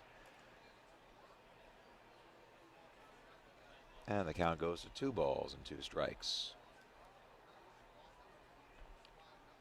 Revs yesterday threw Checo, Corpus, DePaula, Scudders, and Arredondo. Checo inactive today, so he won't get the nod. Now the 2-2 pitch, and a ground ball over to third. Scooped by Pounds, the flip over to Rocket for 1. The throw across is not in time to double up the speedy Lentini, who beats Dowfield for a fielder's choice. 6-4. Wilson got that ball out of the glove rather quickly. Check that, Pounds got that out of the glove rather quickly, so a 5-4 fielder's choice. Knowing how fast Lentini was on the base pads, but just unable to get him.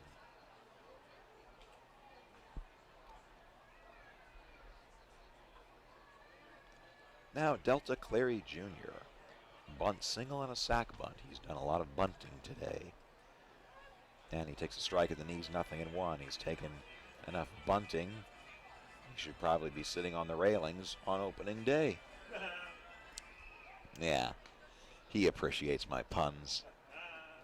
Owings goes over to first, and now he's got a much more potent base runner in Phelan Lentini. 17 stolen bases, only caught once. And the 0-1 is a fastball that catches the corner on the outside part of the plate. 0-2 the count.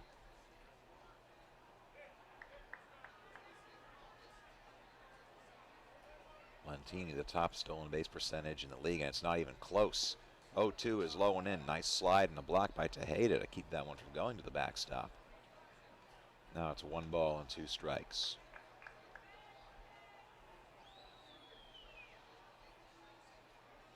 I've said this before, I'll say it again. I would seriously considering, if I had a vote in the Atlantic League, I'd consider voting for Phelan Lentini as your MVP up to this point. 1-2 pitch swung on and missed for strike 3. Bit of a cut action fastball that came up and in on Cleary. He whiffs. Big strikeout needed for Owings. For him, number 6 season high for Micah. Getting stronger, pitching into the 5th inning. And now he's 1 out away from his longest outing of the season. He had 4 2/3 one-hit innings against Southern Maryland in that 7-run comeback on May 25th. 1 out away from eclipsing that. He'll have Ruben Gotay in his scope, and the first pitch is a fastball that just ticks outside. Ball 1. Gotay bouncing into that double play in the first inning, the rare 5-6-3 double play, and a swinging strikeout back in the third. Now the 1-0 pitch is left high and outside, no doubt on this one. It's 2-0. Ducks up 2-1 here in the top of the 5th inning. Lentini the man on first. He's there after a fielder's choice. 2 outs. Micah Owings trying to get his man. There goes Lentini. The pitch is inside. The throw by Tejeda taken on 1 hop by Wilson. Not nearly in time. Phelan Lentini stealing his second base of the evening. He's now got 18 this season, tying him for third with Michael Jones of Somerset. And so the speedster on second. A 3-0 pitch coming to Gotay. Here's the offering from Owings, and he pounds the zone. 3 balls and 1 strike as Gotay was taking that all the way.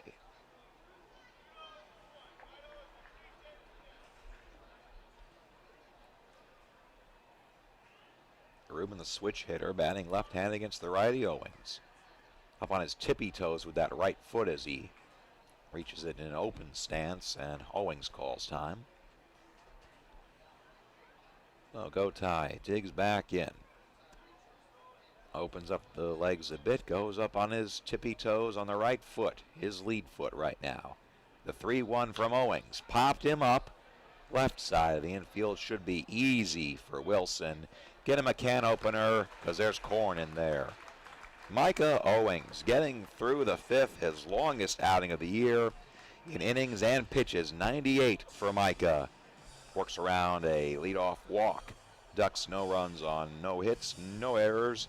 1 left on base. Middle of the 5th, your score, Long Island 2, York 1 on the WOYK Revs Radio Network.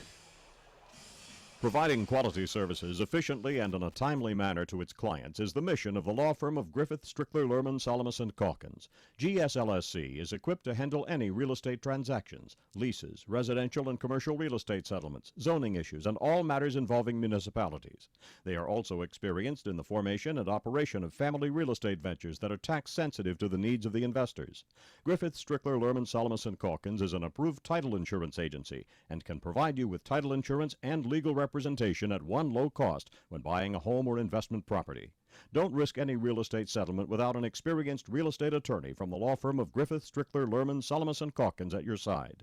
Phone 717-757-7602. They've been handling residential and commercial real estate matters in South Central Pennsylvania for more than 50 years. With mortgage interest rates at an all-time low, now is the time to buy or refinance. Phone 717-757-7602 today or visit their website, gslsc.com.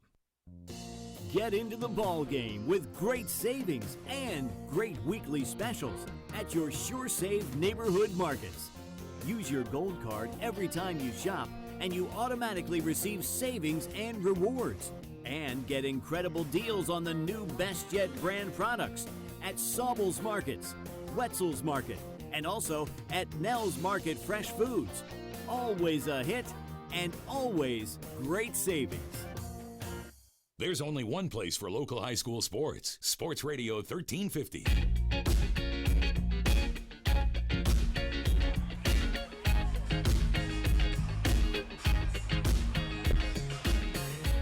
Micah Owings with his longest outing of the year at 5 full innings and 98 pitches. We'll see if the Revs can get him a lead after potentially his last frame. It's the bottom of the 5th with Long Island up 2-1.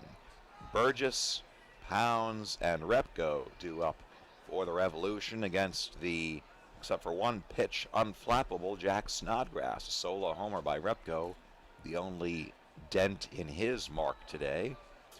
The line in the first pitch to Burgess is low and away for ball 1. Michael, a swinging strikeout victim in the second inning. Just 3 Ks for Snodgrass through 4 innings, although he does take the league lead from his teammate Darren Downs with his 70th of the year.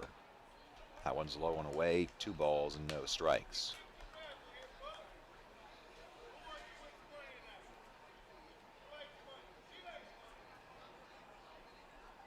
Burgess, 9 for 35 with the Revs this season between 2 stints, and he takes inside for ball 3.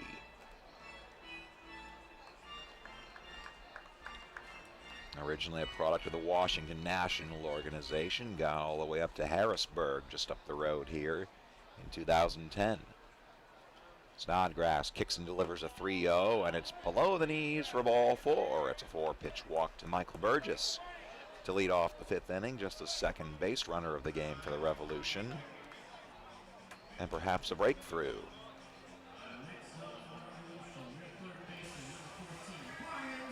Hey, Kevin Baez not happy with that call. He's barking from the Long Island dugout. Revs will take it, though.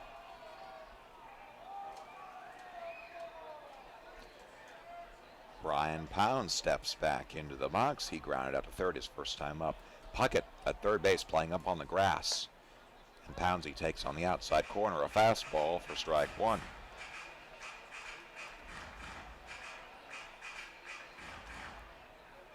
Pounds has not made the bunt part of his game the way that Michael Rocket has in the past month or so. I'm not quite sure why Puckett was playing up on the grass, but now he's moved back to a standard third base position. The 0-1 sails out of the zone, 1 ball and 1 strike. Ducks a 2-1 lead here in the bottom of the 5th inning.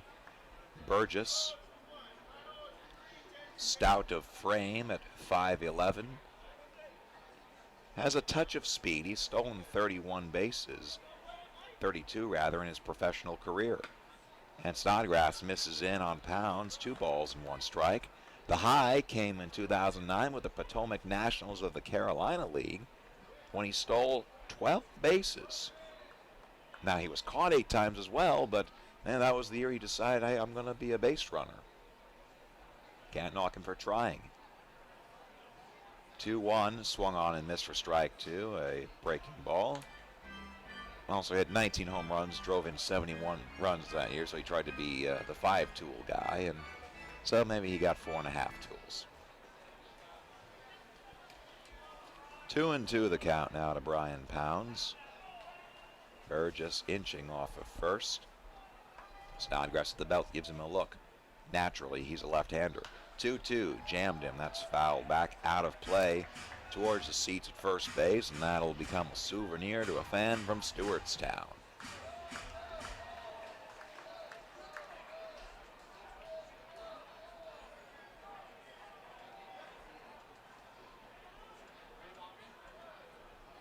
.56 pitches now for Snodgrass. He's in relatively good shape.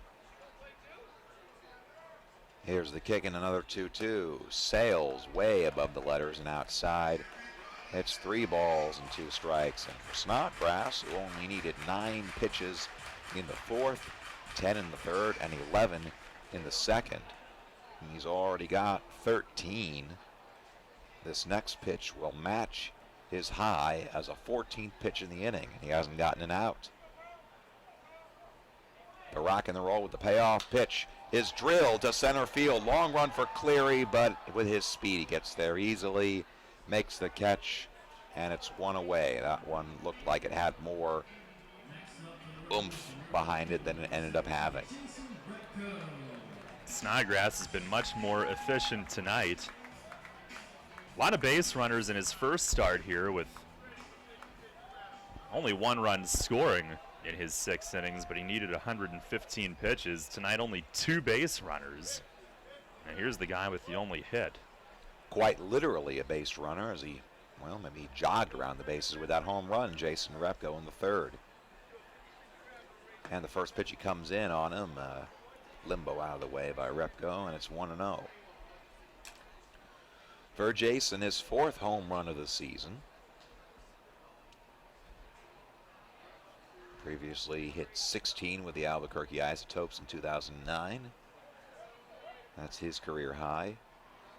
1-0, missed outside, 2 balls and no strikes, and a good hitter's count coming up to a pretty good hitter in Jason Repko. In the midst of a slump, but he said himself he's a very streaky hitter. He ends up usually around 280, 290 on a season, and that's in stretches where he hits 200 and stretches where he hits 350. So maybe this is the beginning of a 350 stretch for Rep. 2-0. Cracked down the left field line and just hooking foul. Certainly an encouraging sign. He's hit the ball well twice tonight.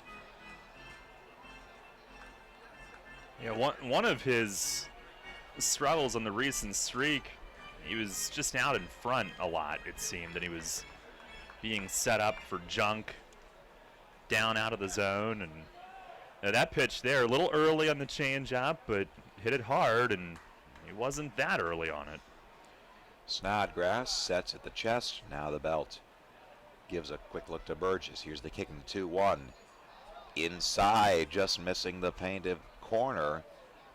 And it's 3-1. 2-1 Long Island lead for the moment. Burgess on first with 1 down here in the bottom of the 5th inning. Wilson on deck. Rocket in the hole. Repko digs in. There's the 3-1 pitch. And a little half swing at a fastball on the outside corner for strike 2. I'm not quite sure whether Ratajski rung him up or said it was a called strike. Repko getting clarification, and he is satisfied. So he digs back in. Wind blowing straight out to center field. Not gusting, but noticeable. The 3-2 pitch. And a chopper foul down the third base line. It'll end up in about the same spot as his previous foul ball in the left field corner, but it took the scenic route. A couple of bounces instead of the interstate for baseballs. That's not really a good analogy, is it? I know where you're going. Oh, okay. Good concept, not great execution, perhaps. Payoff. Burgess runs. The swing, it's a ground ball over to third, taken by Puckett, and his only play is to first base. So Michael Burgess running on the pitch erases what would have been a double play. Nice base running for Burgess.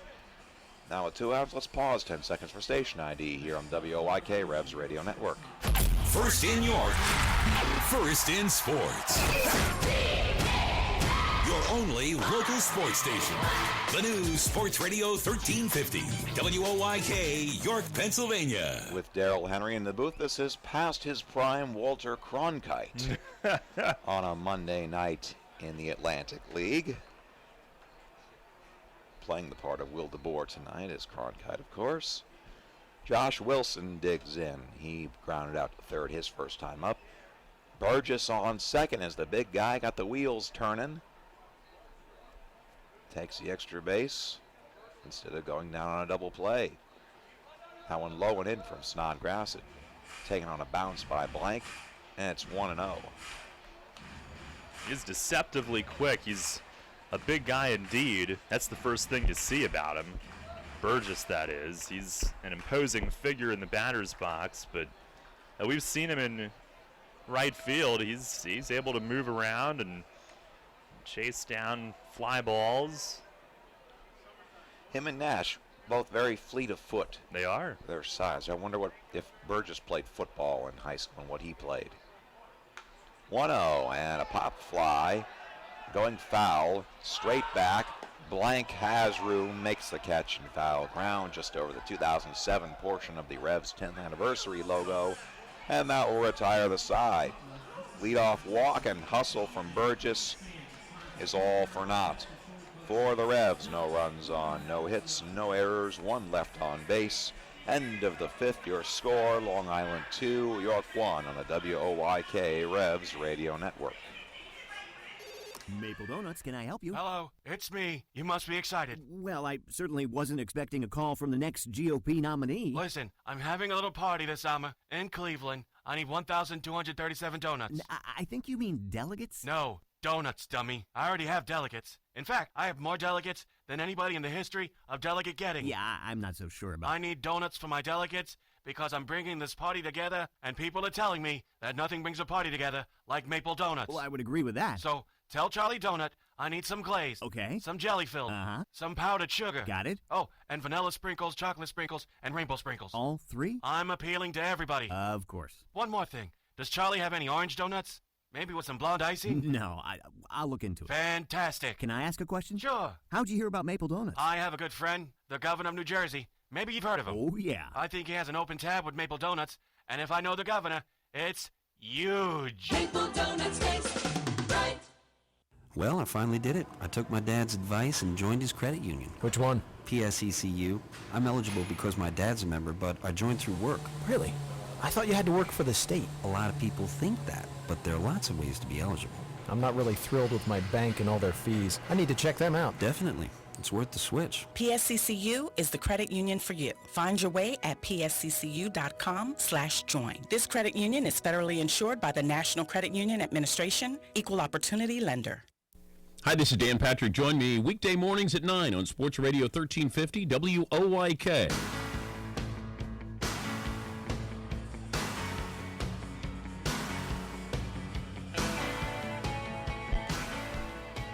We head to the top of the sixth inning. Revs down 2-1. Micah Owings out after 5 solid innings and making his first appearance in Peoples Bank Park since he left the ball club in 11 and made it to the major leagues and was named to the all-decade team. The left-hander Scott Rice returning home. Well, this home at least. And Rice's first pitch misses low and into Dan Johnson. 1-0. This pitching change brought to you by Maple Donuts. Rice making his 4th appearance. He's 1-0 with a 16.20 ERA. Scoreless inning at Somerset last Thursday, his last trip to the mound, and there's a swing and a tap foul by Johnson, 1-1. Rice, the all-time Revs leader in Major League appearances. Pitched in 105 games for the New York Mets from 2000. Why am I still doing that? We're 16 years in. 2013 and 2014, 105 appearances for the Mets during those years, and a swing and a miss by Johnson. Had a slider in the dirt, 1-2. Made his big league debut on opening day of 2013, pitching the scoreless final 9th inning in the Mets' 11-2 win over the San Diego Padres. He'd have 104 more appearances after that. And a swing and a miss for strike 3. Got him on a fastball at 90 miles an hour. The first strikeout for Rice in his return to this mound, and it's 1 away. He looks free and easy tonight with his delivery. I know at Reno to start the year he had some mechanical things he was trying to work through, but you know, the other thing that you want to see, and we saw this on the road, he's tough to catch, but Tejeda's seen him a couple of times now, and back there again. First pitch to Cody Puckett is a fastball on the outside corner called strike 1. Puckett a double. He's 1 for 2 today. Oh, he's tough to catch only because his stuff's so good and it moves so late. Kind of an interesting movement, wind-up as well, and there's a ground ball over to short. Backhanded by Wilson. Nice fluid motion over to first base in time for the out.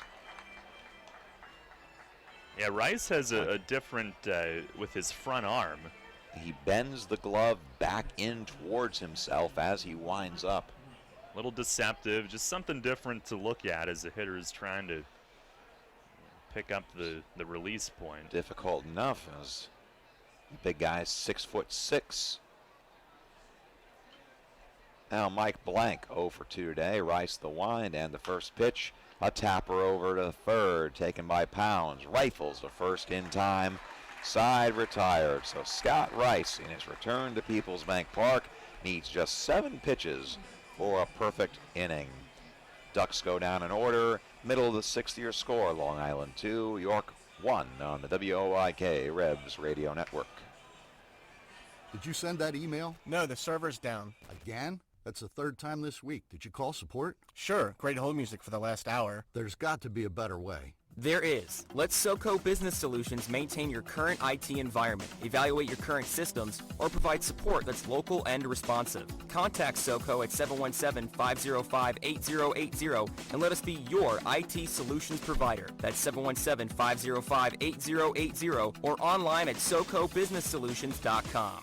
Come on, Colin Cowherd. Steph Curry won a unanimous MVP. And I do feel there's an anti-LeBron movement to some degree. And who votes on the MVP? Sports writers. Often 5'8", 5'7", 5'9". They're small like Steph Curry. They relate to Steph. They don't like LeBron. LeBron's big and powerful. This is The Herd with Colin Cowherd. I'm blowing everything up. We're starting weekdays at 3 on Sports Radio 1350 WOYK. Wednesdays are the worst. I've got to get the kids to school in time, to get to work, then it's just one long day of meetings. But hey, at least I don't have to worry about making dinner. Kids eat free with People's Bank. Save money at every Wednesday home game. So now when the Revs are in town, I just pull into a People's Bank, pick up that week's coupon, and dinner is done. Revolution Wednesdays? Awesome. Revolution! Thanks to People's Bank, kids eat free at every Wednesday home game. No need to be a People's Bank customer. Just pick up your coupon at any People's Bank branch and do dinner at People's Bank Park. One coupon per child per game. On air, online, and on your smartphone. Sports Radio 1350 WOYK.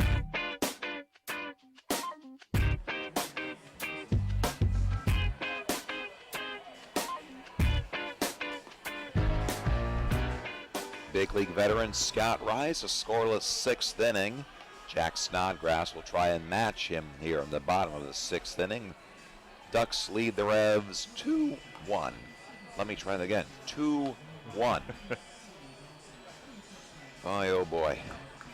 Rocket, Witherspoon, and Tejeda due up, so the two Revs with double-digit hitting streaks getting their latest chance to extend it. Versus the Rocket man, who had a hard comebacker to Snodgrass in the third inning.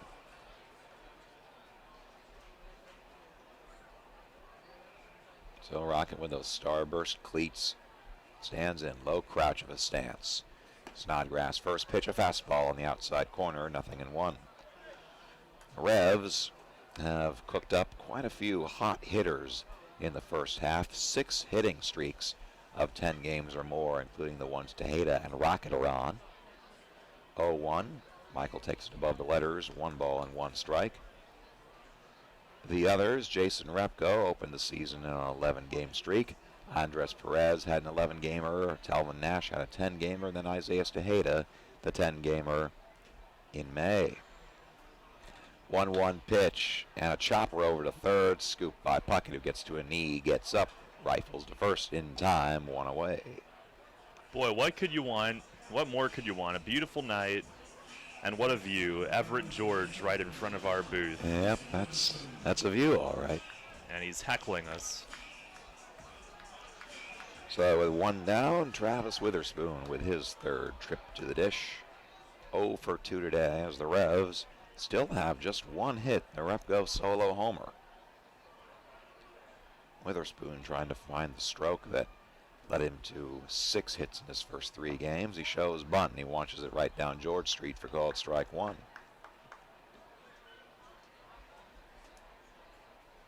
Witherspoon now hitting .275 overall between the Barnstormers and the Revolution. First year in the Atlantic League and making it count. 0-1, slicing it foul down the right field line. Bunch of kids chasing after that one, fighting for Souvenir City.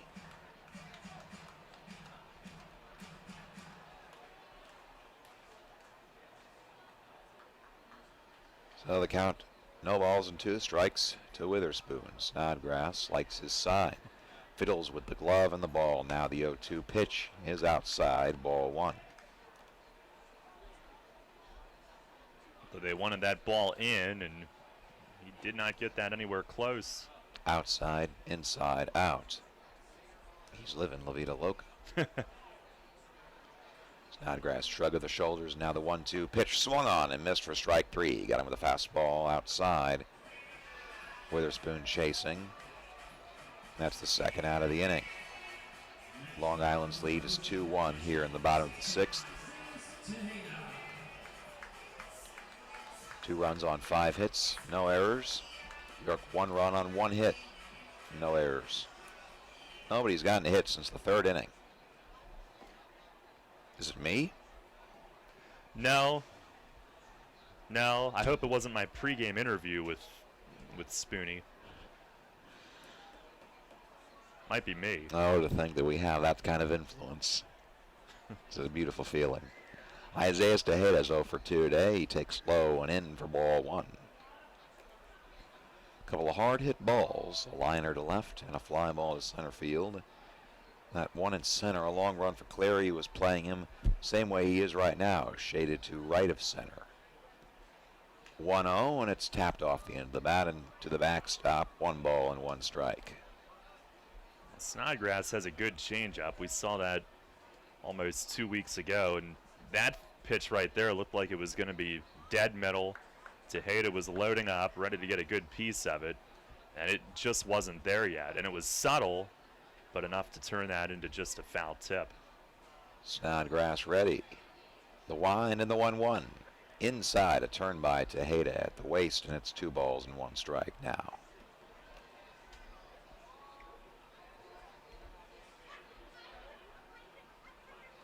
Isaiah's the youngest member of the Revolution starting lineup, at just 24 years old. He'll turn 25 in October. 2-1 is in. A strike called on the outside. Black. And now it's deuces wild. 2 balls and 2 strikes with 2 out here in the bottom of the 6th. And the Revs still down 2-1. Shadows engulfing the field. Now sun still up, but about to enter the twilight zone. Snodgrass into the windup with the 2-2 pitch outside, ball 3.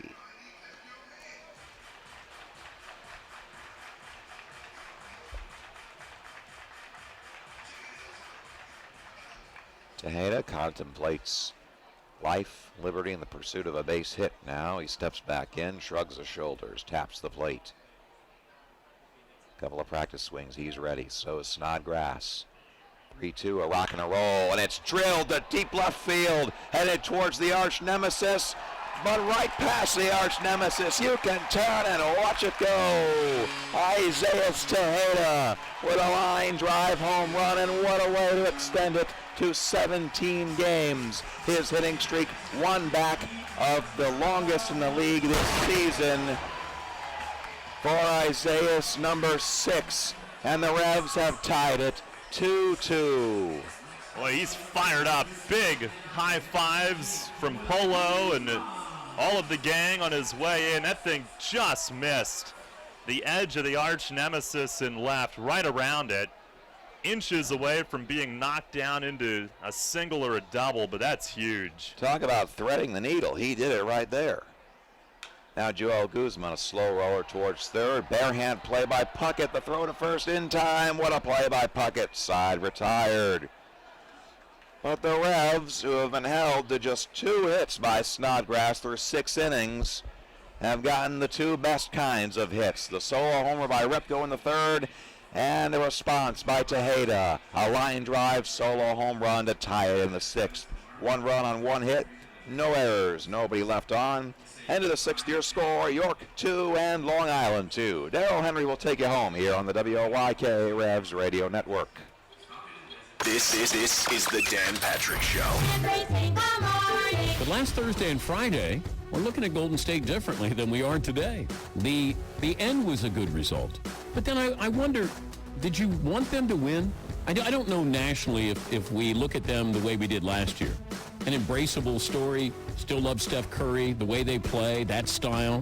Were you looking at Oklahoma City and saying, hey, it'd be nice to get them into the finals again?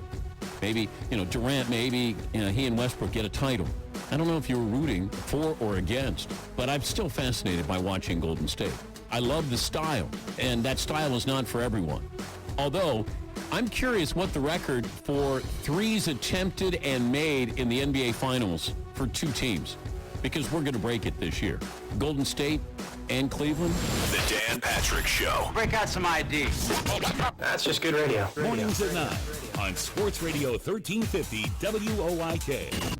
Ross Brothers Barbecue is serving up the hits every Saturday night this season at People's Bank Park. Stop by Arch Street Eats on the third base corner and load up on delicious, fresh-made local barbecue. All of Ross' sauces and sides are made from scratch daily. All meats are smoked for an authentic barbecue done right. Ross Brothers also offers drive-through, dine-in, and carry-out from the restaurant at 3096 Carlisle Road in Dover, as well as delivery and full-service catering. Ross Brothers can cater any sized event from fundraisers to graduation parties to weddings. Ross Brothers Barbecue every Saturday night at People's Bank Park. The radio home of the Revs. Sports Radio 1350 WOYK.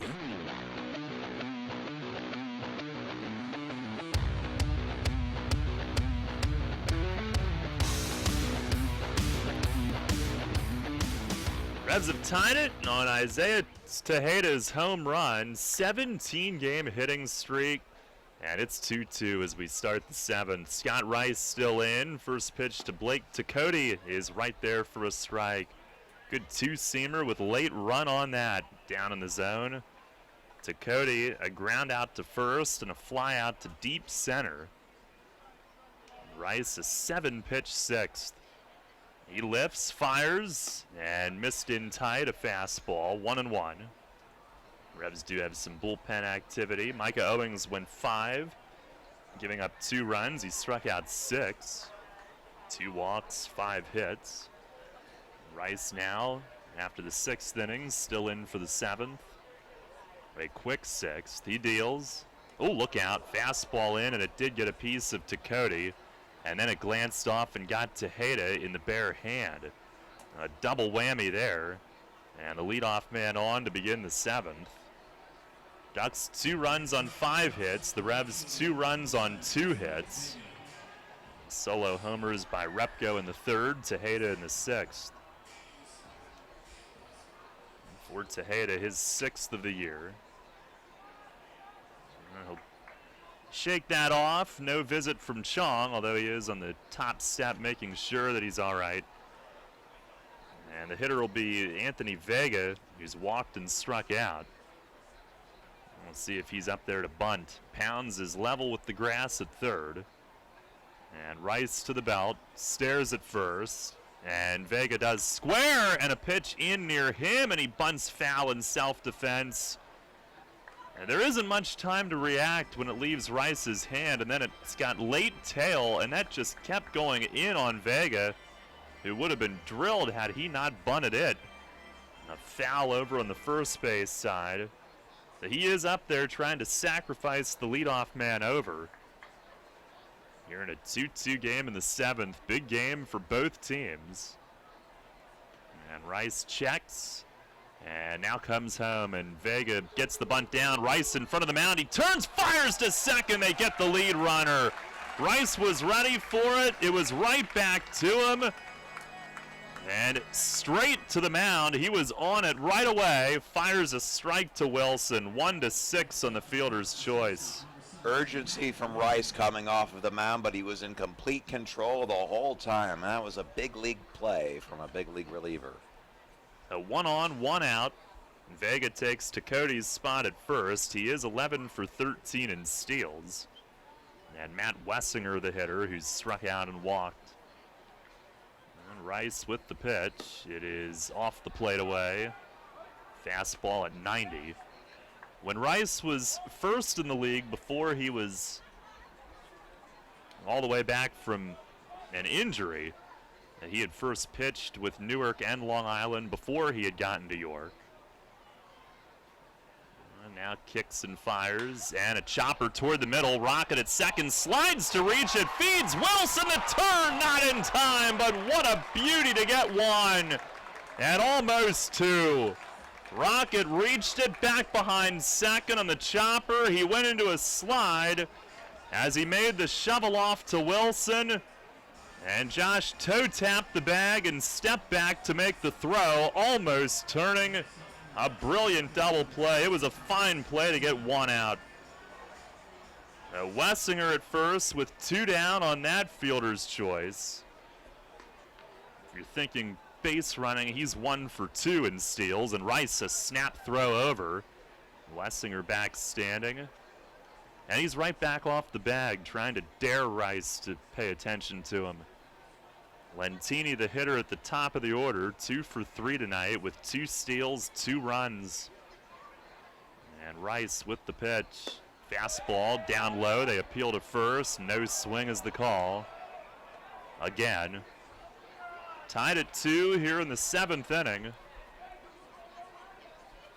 But yeah, Rice briefly was with Long Island, and it was once he had gotten healthy that he appeared with York and the success story took shape. Here's the 1-0. And a little poke on the ground. Perez can't reach it. Rocket will. Dre back to the bag. He's there. Rocket throws to first for the out. It'll go as a ground ball to second. Dre went for it first and then quickly got back. And Rocket covering the ground to his left to end the inning. He went right on the fielder's choice, then a long way left on this out. No runs, no hits, and 1 left. 7th inning stretch here in York. Revs and Ducks tied at 2. Money and business are essential to the strength of a community. So is cheering and celebration and music and fun. That's why York Revolution games, concerts, youth sports, special events, and more happen at a place called People's Bank Park. People's Bank has been serving York County for more than 150 years. Always cheering, always celebrating, always committed to the things that make York County great. And to you having a great time at People's Bank Park. People's Bank, member FDIC, equal housing lender. Come on, Colin Cowherd. I'm not saying Steph's not fantastic, but should also be noted with Steph. Broke his wrist in college. He's hurt again. You know who's never hurt when you need him? LeBron. We put a list together of guys who have been hurt and have missed crucial time in the NBA. It is virtually everybody not named LeBron James. This is The Herd with Colin Cowherd. I'm blowing everything up. We're starting weekdays at 3 on Sports Radio 1350 WOYK. York's community hotel since 1925 is locally owned once again. Where else but the Yorktown Hotel? Our dedicated staff looks forward to welcoming your out-of-town guests and catering your next event in our elegant Roaring Twenties ballroom. Enjoy the tastes of York in the hotel's off-center grill, where we partner with locally owned favorites including Green Bean Roasting Company, York City Pretzel, Wolfgang Candy, Liquid Hero Brewery, and Mudhook Brewery. Come see what all the hullabaloo is about the Yorktown Hotel. The Yorktown is proud to be the host hotel of the York Revolution. All about local sports. Sports Radio 1350 WOYK.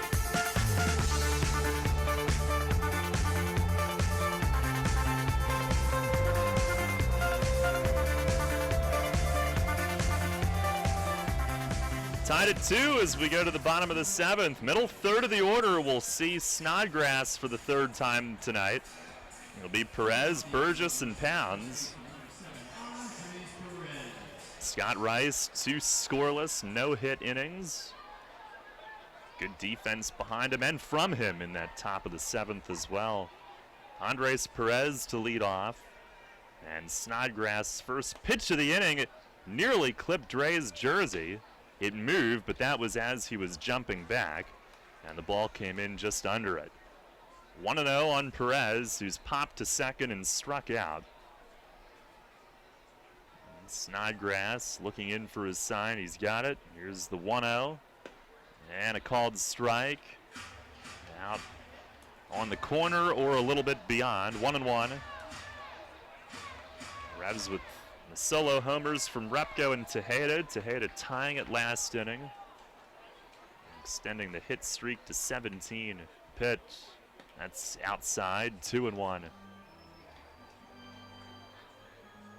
So this one will be determined late.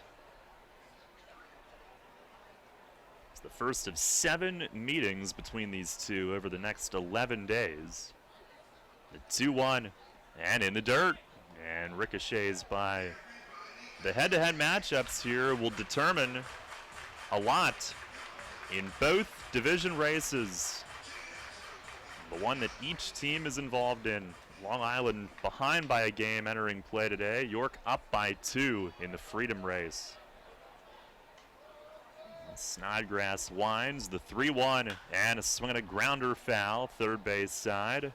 Keeping an eye on the out-of-town scoreboard, brought to you by York Mitsubishi. Somerset down 7-0 to New Britain in the top of the 7th, so Long Island would especially like to retake the lead and win this game, potentially drawing even with the Patriots, barring some spectacular final inning comeback.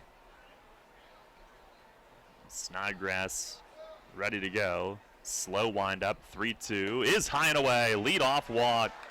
He's issued his second walk of the night. Fifth inning, Burgess led off with a walk and made it to second, but was left on there. And he comes to the plate next, following Dre's leadoff pass. Other scores that we're keeping an eye on, they just began in Sugar Land. The Skeeters are up 2-0 over Southern Maryland at the top of the second inning. Bottom of the fifth from Bridgeport. Lancaster leading the Bluefish 1-0. So if those hold, the Revs are going to need this game too to keep pace. Burgess a strikeout and a walk tonight. First pitch is popped straight up. Blank up off his knee, off with the mask, behind home plate, and he'll squeeze it right on the edge of the dirt circle. Burgess pops up on one pitch. Snodgrass only at 88 pitches. One away here in the bottom of the seventh. You know what, Darryl, it's difficult to appreciate how difficult that play is for a catcher. To get out of your crouch, very quickly go up, turn around, get the mask off. I can imagine there's a touch of whiplash. Maybe, colors are a bit different as you go from a crouching position to a standing position and to find a ball and catch it. It takes a lot of skill, and I don't think it gets recognized often enough. Here's Brian Pounds, who looks at one outside. Yeah, especially when it's straight overhead, it can be a little dizzying depending on how high it is. Pounds a ground out and a fly out tonight. On the stretch, the 1-0. And a swing and a miss, a changeup. It's that time of night where if it's hit high enough, good luck. We're at twilight here.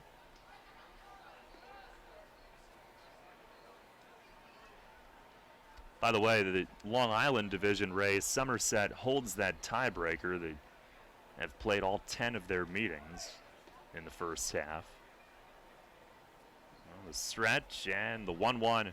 Swing and a line drive hit to center right past Snodgrass, who had to deliver and duck. And he's lucky he got underneath that ball. Pounds stung it right back up the middle. First and second with one out. Revs with their third hit of the night, their first that has stayed within the confines. Now here's Jason Repko.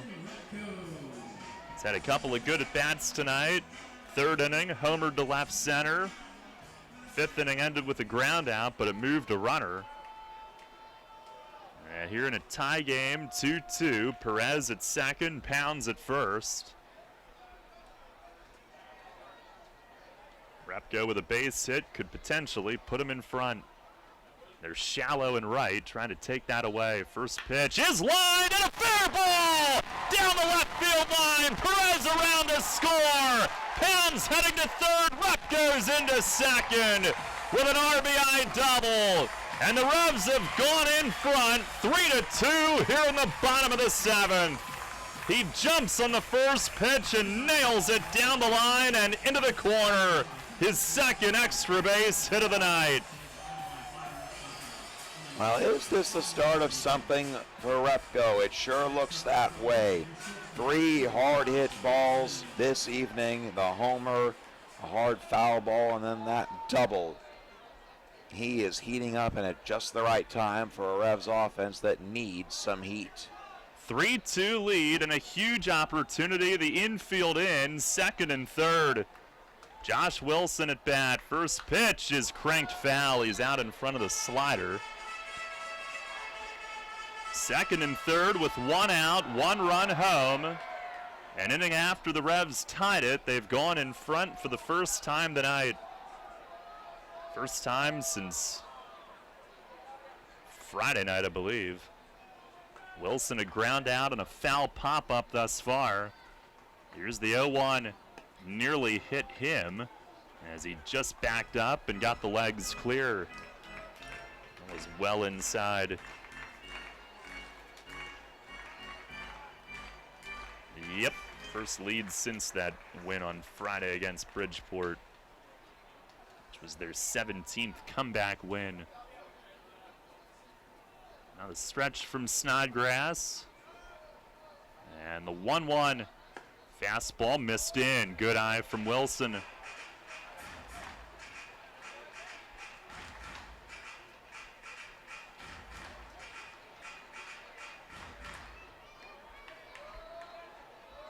3 of the first 4 have reached this inning. 1 run home and looking for more. Here's the stretch. The 2-1. And a swing and a high fly to deep left center. Tagging is Pounds from third. Cleary from center is back to catch it. Here comes Pounds. He's going to score. Repko goes to third. And Josh Wilson with a sac fly. High in the air and deep to left center. And it's 4-2 York here in the bottom of the 7th. Wilson's 13th driven in. And exactly what he was looking for there with the infield in. Cleary caught it out in front of the sprint ad on the LED boards, disappearing into the fluorescent lights. And he had to do just that just to get to that ball. That was a long, long way by Wilson. A runner at third, 2 outs, 2 runs home. Here's Michael Rocket. 10-game hitting streak. First pitch is lined at short and over Wessinger. Into left field, Rep goes in to score. And the Revs with 3 runs in the 7th inning lead it 5-2. Michael Rocket with the 11-game hitting streak. First pitch swinging, his first hit of the night, and he lines it over short. And gets the 2-out run home as well. They've all come in. And the Revs in front 5-2 here in the 7th. They've gotten to Snodgrass late. Here's Witherspoon. And a move to first. Rocket back standing. Still no bullpen activity.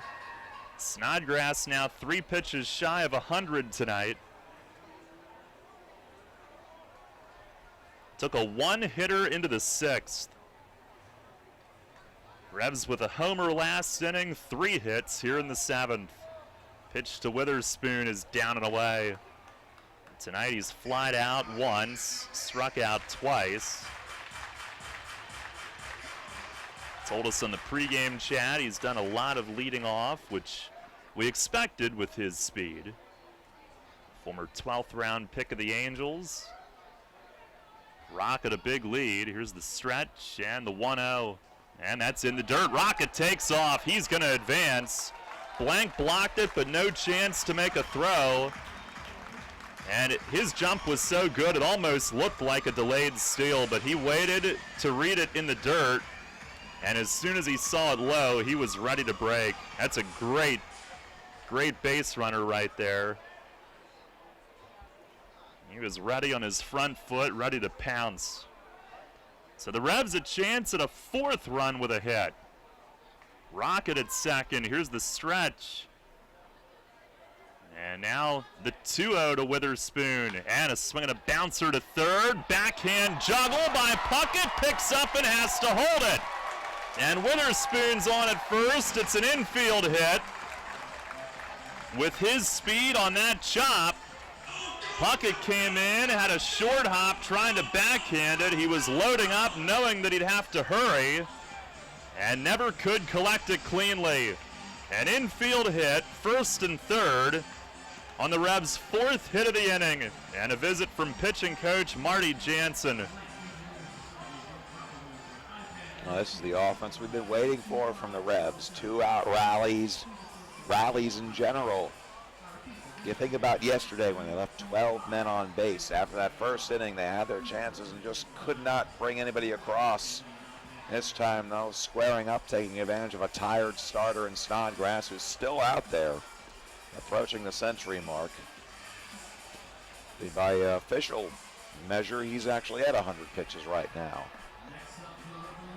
7th inning's been the big inning on this homestand. That's when the Revs did it Friday night. They try to even their record through the first 4 on this 6-game stay. And here's Isaiah Tejeda, who tied it last inning with a home run just around the edge of the arch nemesis. He's 1 for 3. And his hitting streak at 17. He'll ask for time and back out. If he gets a hit tomorrow, he'll tie the league's longest this year. Mike McDade of Lancaster had an 18-gamer. After the visit, Snodgrass ready. First pitch is down low. And Witherspoon at first. Certainly a candidate to go here at some point. Has 1 steal with York, 8 for the year. Rocket on at third with good speed, and the Ducks will have to mind that also if they decide to throw down. Here's the 1-0. And that's inside. Tejeda twists away. He's going to get a great pitch to hit right here. Guzman looming in the shadows. Revs have not only taken the lead this inning, they've given themselves a cushion. Tejeda could really blow it open. 5-2 York. Here's the stretch. Snodgrass, the 2-0. Swing at a high fly ball, deep center. Cleary turns, going back on it. It is up against the wall in right center. Rocket scores. Here comes Witherspoon, and Tejeda's in with a 2-run double. Just right of dead center field at one hop, the LED boards. A double to the deepest part of the park. It's a 7-2 lead with a 5-run 7th inning. 6 in the 7th on Friday night, 5 in the 7th tonight. And before Joel Guzman climbs in, they're going to lift Snodgrass, who was working on a gem until the 7th inning came. 103 pitches is what the board has him at.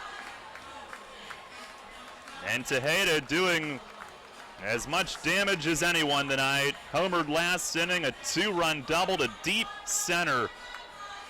Here in the 7th inning, one hopping the bright yellow on the LED. And that's it for Snodgrass. The Revs will bat around as James Lomangino comes in. I'm pretty sure it's Lomangino. Oh, okay. No, that's not a knock against you. I'm having a college flashback right now, Del. There was a coffee shop next to campus called Lomangelo's. Oh, yeah. It was spelled like lemon jellos. So the joke was, all the tourists are coming. So, yeah, let's go to Lemon Jellos.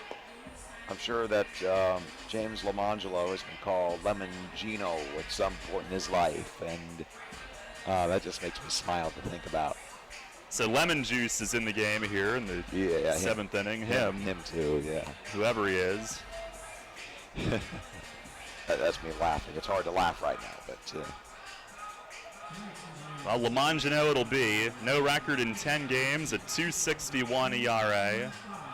Revs saw him in one of those games here in the previous home series against the Ducks, in which they won the first 2 out of 3 total. Lomangino is scoreless inning against them in that series on June 8th. It was a game the Revs won 11-7. They won 1-0 and 11-7 before losing 3-1 in the finale. They have a 7-2 lead here in the 7th tonight by way of a 5-run 7th inning. Now here's Joel Guzman, who will round out the bat-around frame. Looking for his first hit tonight. He entered play tonight, tied for the league lead with 38 RBIs. And he's got a chance to add another one with Tejeda at second. Lomangino, big stocky right-hander. And into his stretch, a look back, first pitch is a breaking ball for a called strike. Sun setting here, some pinkish tinted clouds off toward right field. Here on a mostly clear night. Here's the 0-1. And in the dirt, bounced right past Blank on the backhand pick attempt. Tejeda moves up to third base. Be a wild pitch. Second of the inning from the Ducks. Snodgrass had one as well.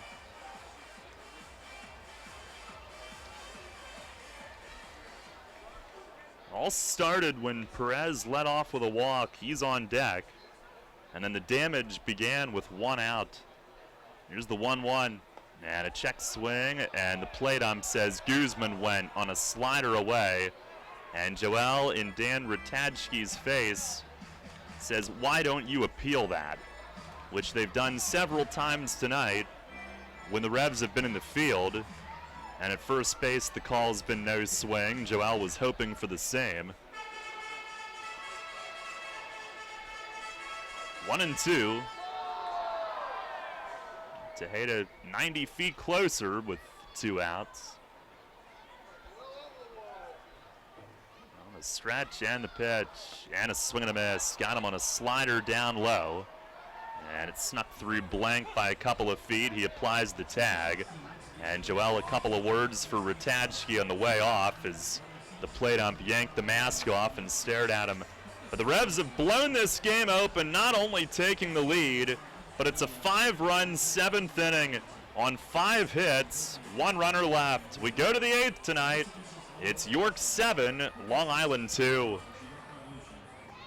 The more we help the ones in need, the more progress our community will make. By focusing on quality education, income opportunities, and basic health care, all of York County can have access to the building blocks of a good quality of life. Together we can load the bases for our community and hit a home run. Give generously to the 2016 United Way Community Fund. Find out more and give now at unitedway-york.org. Does your wealth advisor know how you take your coffee? At Smith, Mayer & Little Wealth Advisory Group, we genuinely get to know our clients, from their interests, goals, and dreams, right down to how they like their coffee. By understanding our clients on a personal level, we help them make wise financial decisions. In us, you will find a trusted confidant dedicated to your financial success. Smith, Mayer & Little, a wealth of knowledge about wealth. Get to know us over a cup of coffee, or visit us at financialjava.com. Janney Montgomery Scott LLC, member NYSE, FINRA, and SIPC. This is the Rich Eisen Show. Christian Hacker, it's a 4-year deal, right? A 4-year deal. Eric Decker did not criticize. He said he was surprised by it. The quote was, say that. a little surprised to be honest with you. They wanted him earlier than later. Correct. That's a jab because it's right. He did not need to be the 51st overall pick of this draft. Is this the button that plays? The Rich Eisen Show. Weekdays at noon on Sports Radio 1350 WOYK. Your teams all the time. York's only place for local sports. Sports Radio 1350 WOYK.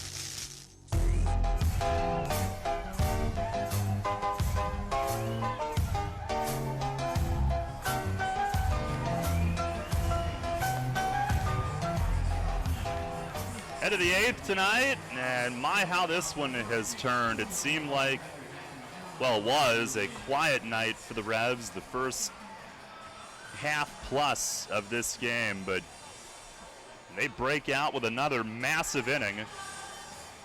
And Luis Perdomo will take over as we go to the 8th. Pitching change brought to you by Maple Donuts. 7-2 York.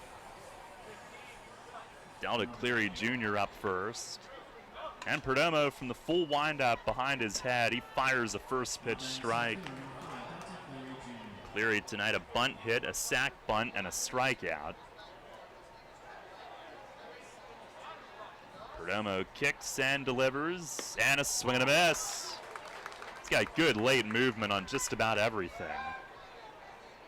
It'll be Cleary, Gotye, and Johnson. 2, 3, 4 due up. Perdomo delivers. Broken bat, and he gloves it down near the ground. He'll sprint toward first, underhands to first. There's one away.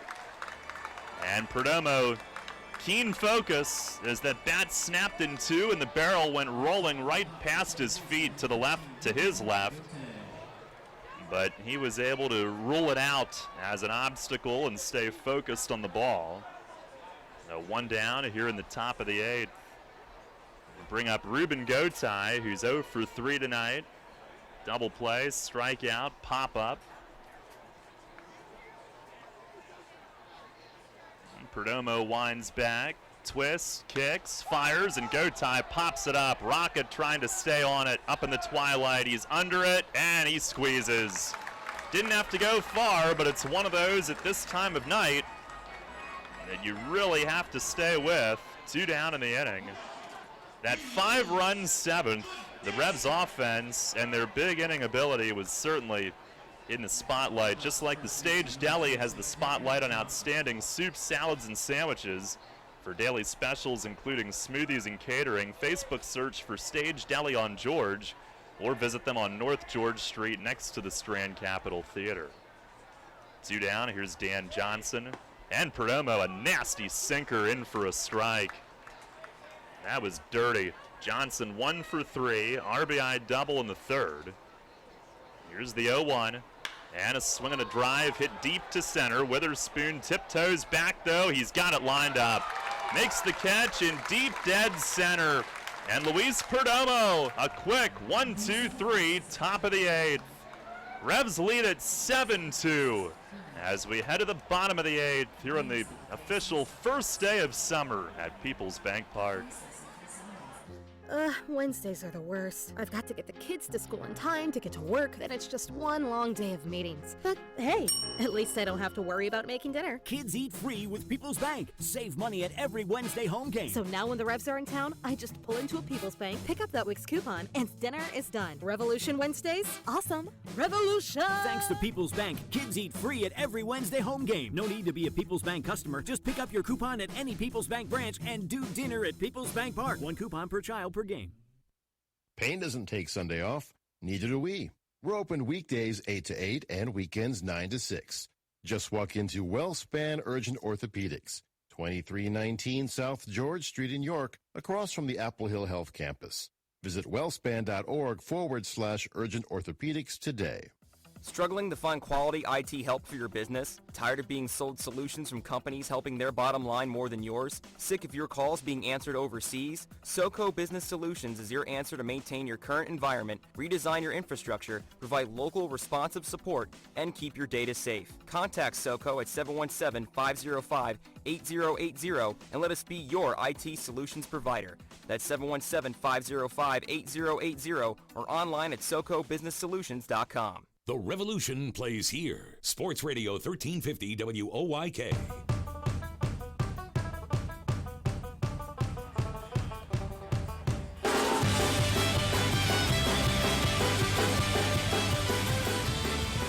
Bottom of the 8th, Revs a 7-2 lead, and my, how this game has turned in York's favor. Andres Perez, who led off the bat-around 7th with a walk and scored the first run, will lead off against Lamangino, who stays in. Revs now 7 runs, 7 hits, no errors. Long Island 2 runs, 5 hits, no errors. And Perez tonight 0 for 2, but a big walk that he worked. And a run scored. Lamangino, the righty, will go from the stretch. First pitch of the inning is up high for ball 1. Lamangino, a pair of years in the Rockies system. He's a Long Island native, went to St. John's before turning pro.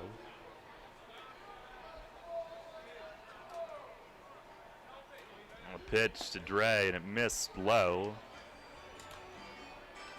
2 balls and no strikes. The LED board showing some of the scores from around the league for the fans here. There's the 2-0 to Dre, and a swing and a pop-up foul out of play to the right. On our York Mitsubishi out-of-town scoreboard, Bridgeport has tied Lancaster. It's 1-1 in the 6th at Harbor Yard. And in the bottom of the 3rd in Texas, Sugar Land now leads Southern Maryland 3-0. Somerset down 7-0 at New Britain in the 8th. 2-1. And a fastball over for a called strike.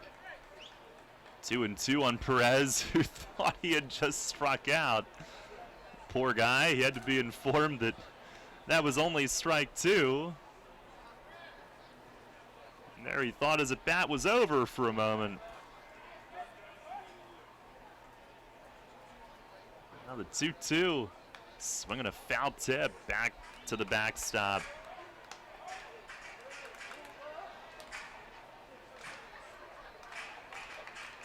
Well, the Revs were disappointed with the weekend result, dropping the final 2 to Bridgeport, but this would be quite the bounce back. The 2-2. And a swing and a foul straight back.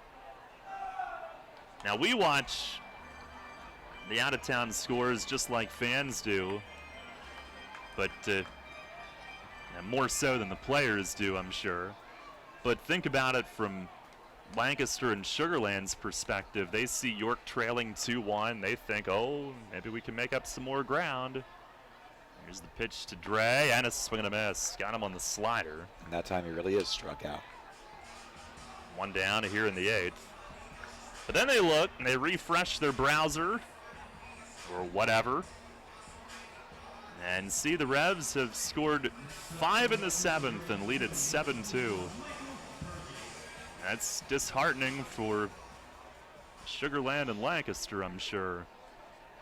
And the lead in the division has stayed pretty consistent for a long, long time.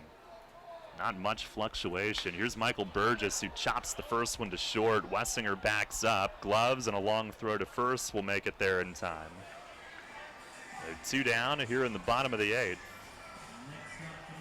Tomorrow night it'll be Matt Neal against Mark Blackmar. Our first look at the league leader in ERA.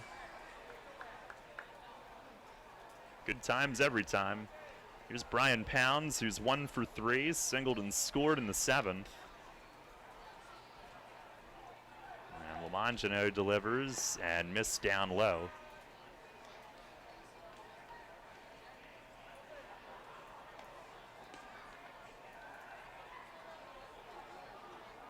Wednesday night, Frank Gailey against John Brownell, who earlier this year became the Ducks' all-time leader in several of the pitching categories. He's a foul tip straight back. A 1-1 count.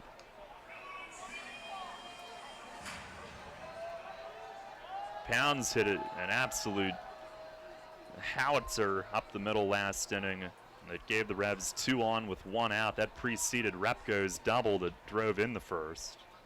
Here's a slider and a high strike call on Pounds, who looked up disgusted. 1-2. Fans will come to his support, hollering in at the decision maker. Lamangino delivers. Swing and a miss. Kids today, with Facebook, texting, TV, and video games, seems like fresh air and sunshine are things of the past. Remember playing catch, climbing trees, wholesome backyard fun? Heritage Lawn and Landscape Care remembers, give them lush grass, healthy trees, the good old outdoors. American is baseball and apple pie. Kids have every reason to stay inside. Don't let your lawn be one of them. Heritage Lawn and Landscape Care, world-class care right in your backyard. 717-292-9994. Money and business are essential to the strength of a community. So is cheering and celebration and music and fun. That's why York Revolution games, concerts, youth sports, special events, and more happen at a place called People's Bank Park. People's Bank has been serving York County for more than 150 years.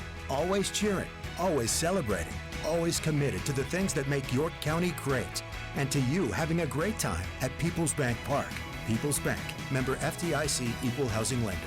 Your home for Revolution Baseball. Sports Radio 1350 WOYK.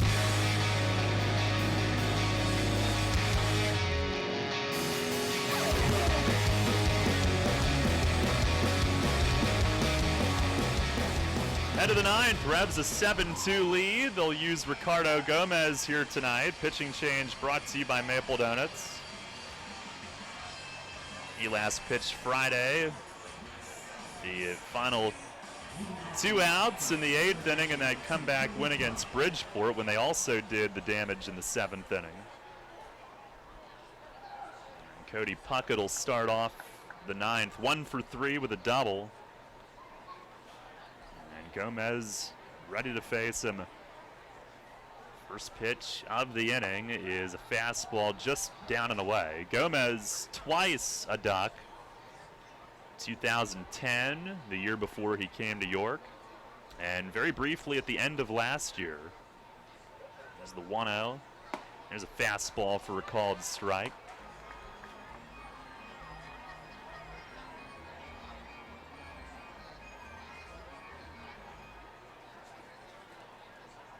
Spent the rest of last year in Mexico. On the 1-1. Swing and a miss on a slider. Gomez pausing and balancing like a pelican on his leg lift.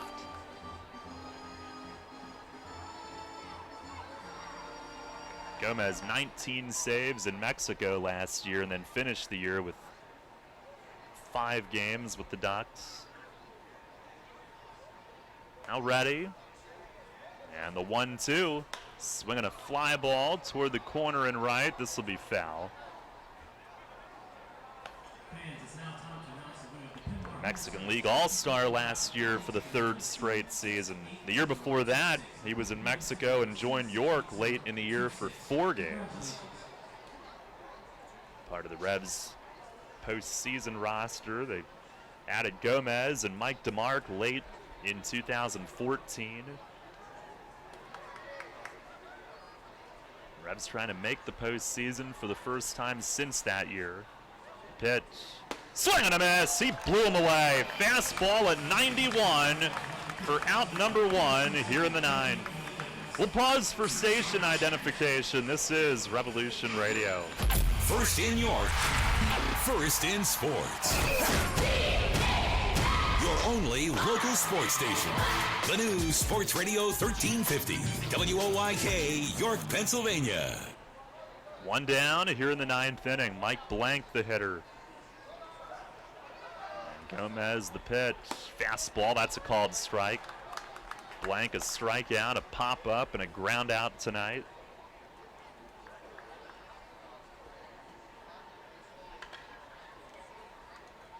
Now the 0-1. And that missed outside.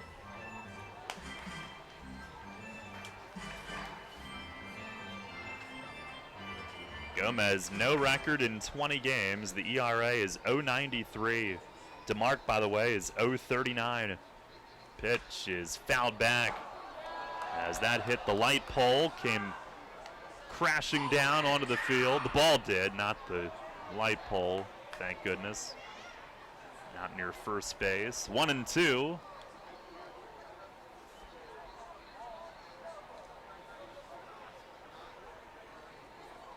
And Gomez ready.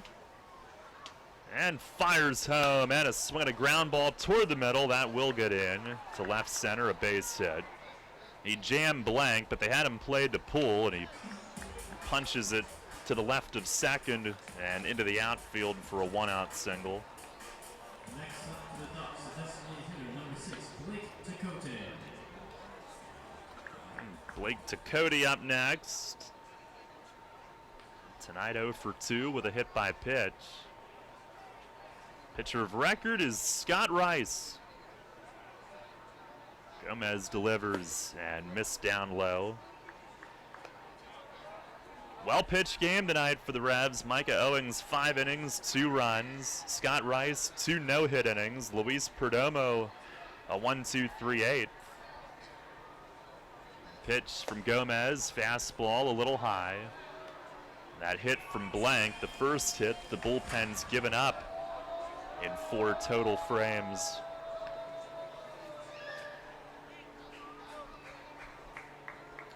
Small aircraft over the stadium. Here's the 2-0. And a fastball called strike. Tecote played in the majors with the Padres in 2011 and 12, and then the White Sox in 2013. The 2-1. Swing and a miss. Fastball outside corner. 91 again. It's 2-2. Revs a double play away from ending it. Gomez set, and the 2-2. Foul tip straight to the backstop. Good thing we no longer have a microphone down there.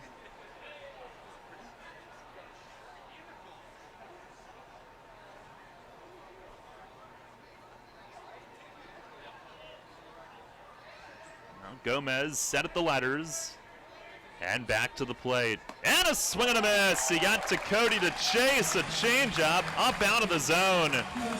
And Ricardo with his second strikeout of the inning. And the Revs an out away from a big win to open this series.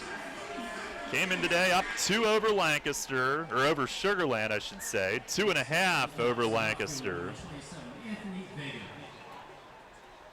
And with 2 down, Anthony Vega, the hitter for Long Island, 0 for 2 with a walk. Pitch from Gomez right down the chute. It's a called strike. By the way, Lancaster and Bridgeport have gone to the 7th, 1-1. Here's the stretch from Gomez. The 0-1, and a slider dipped down low. Revs have dropped 3 straight series. Best way to have a chance to end that, win the opener. The 1-1, fastball strike called. 92 on the outside corner at the knees. And Gomez now a strike away from wrapping this one up. He stares in. And ready to work, the stretch. And the 1-2.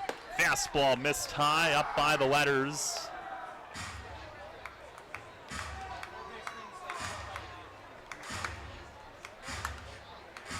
Gomez asking what the count is to make sure. And now ready again. And the 2-2, swing and a miss. He struck him out. Got him on a slider to end it. Tejeda showed the ball. He caught it cleanly. And Gomez strikes out the side to wrap it up. As the Revs win 7-2 in comeback fashion. 18th comeback win of the year. And back on track here tonight, as they take the opener from Long Island.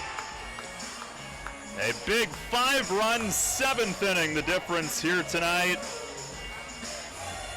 32-25 is the overall mark. And now 21-11 here at Peoples Bank Park. Looks like Jason Repko is going to join Will. I hope Jason likes getting doused with water coolers. Let's go down to the field. All right, there we got Jason Repko. Jason, if you remember from warm-ups, Joel Guzman basically predicted that home run tonight. So do you owe him anything and you're going back there? That was the first thing he said to me after I hit it, so yeah, he called it.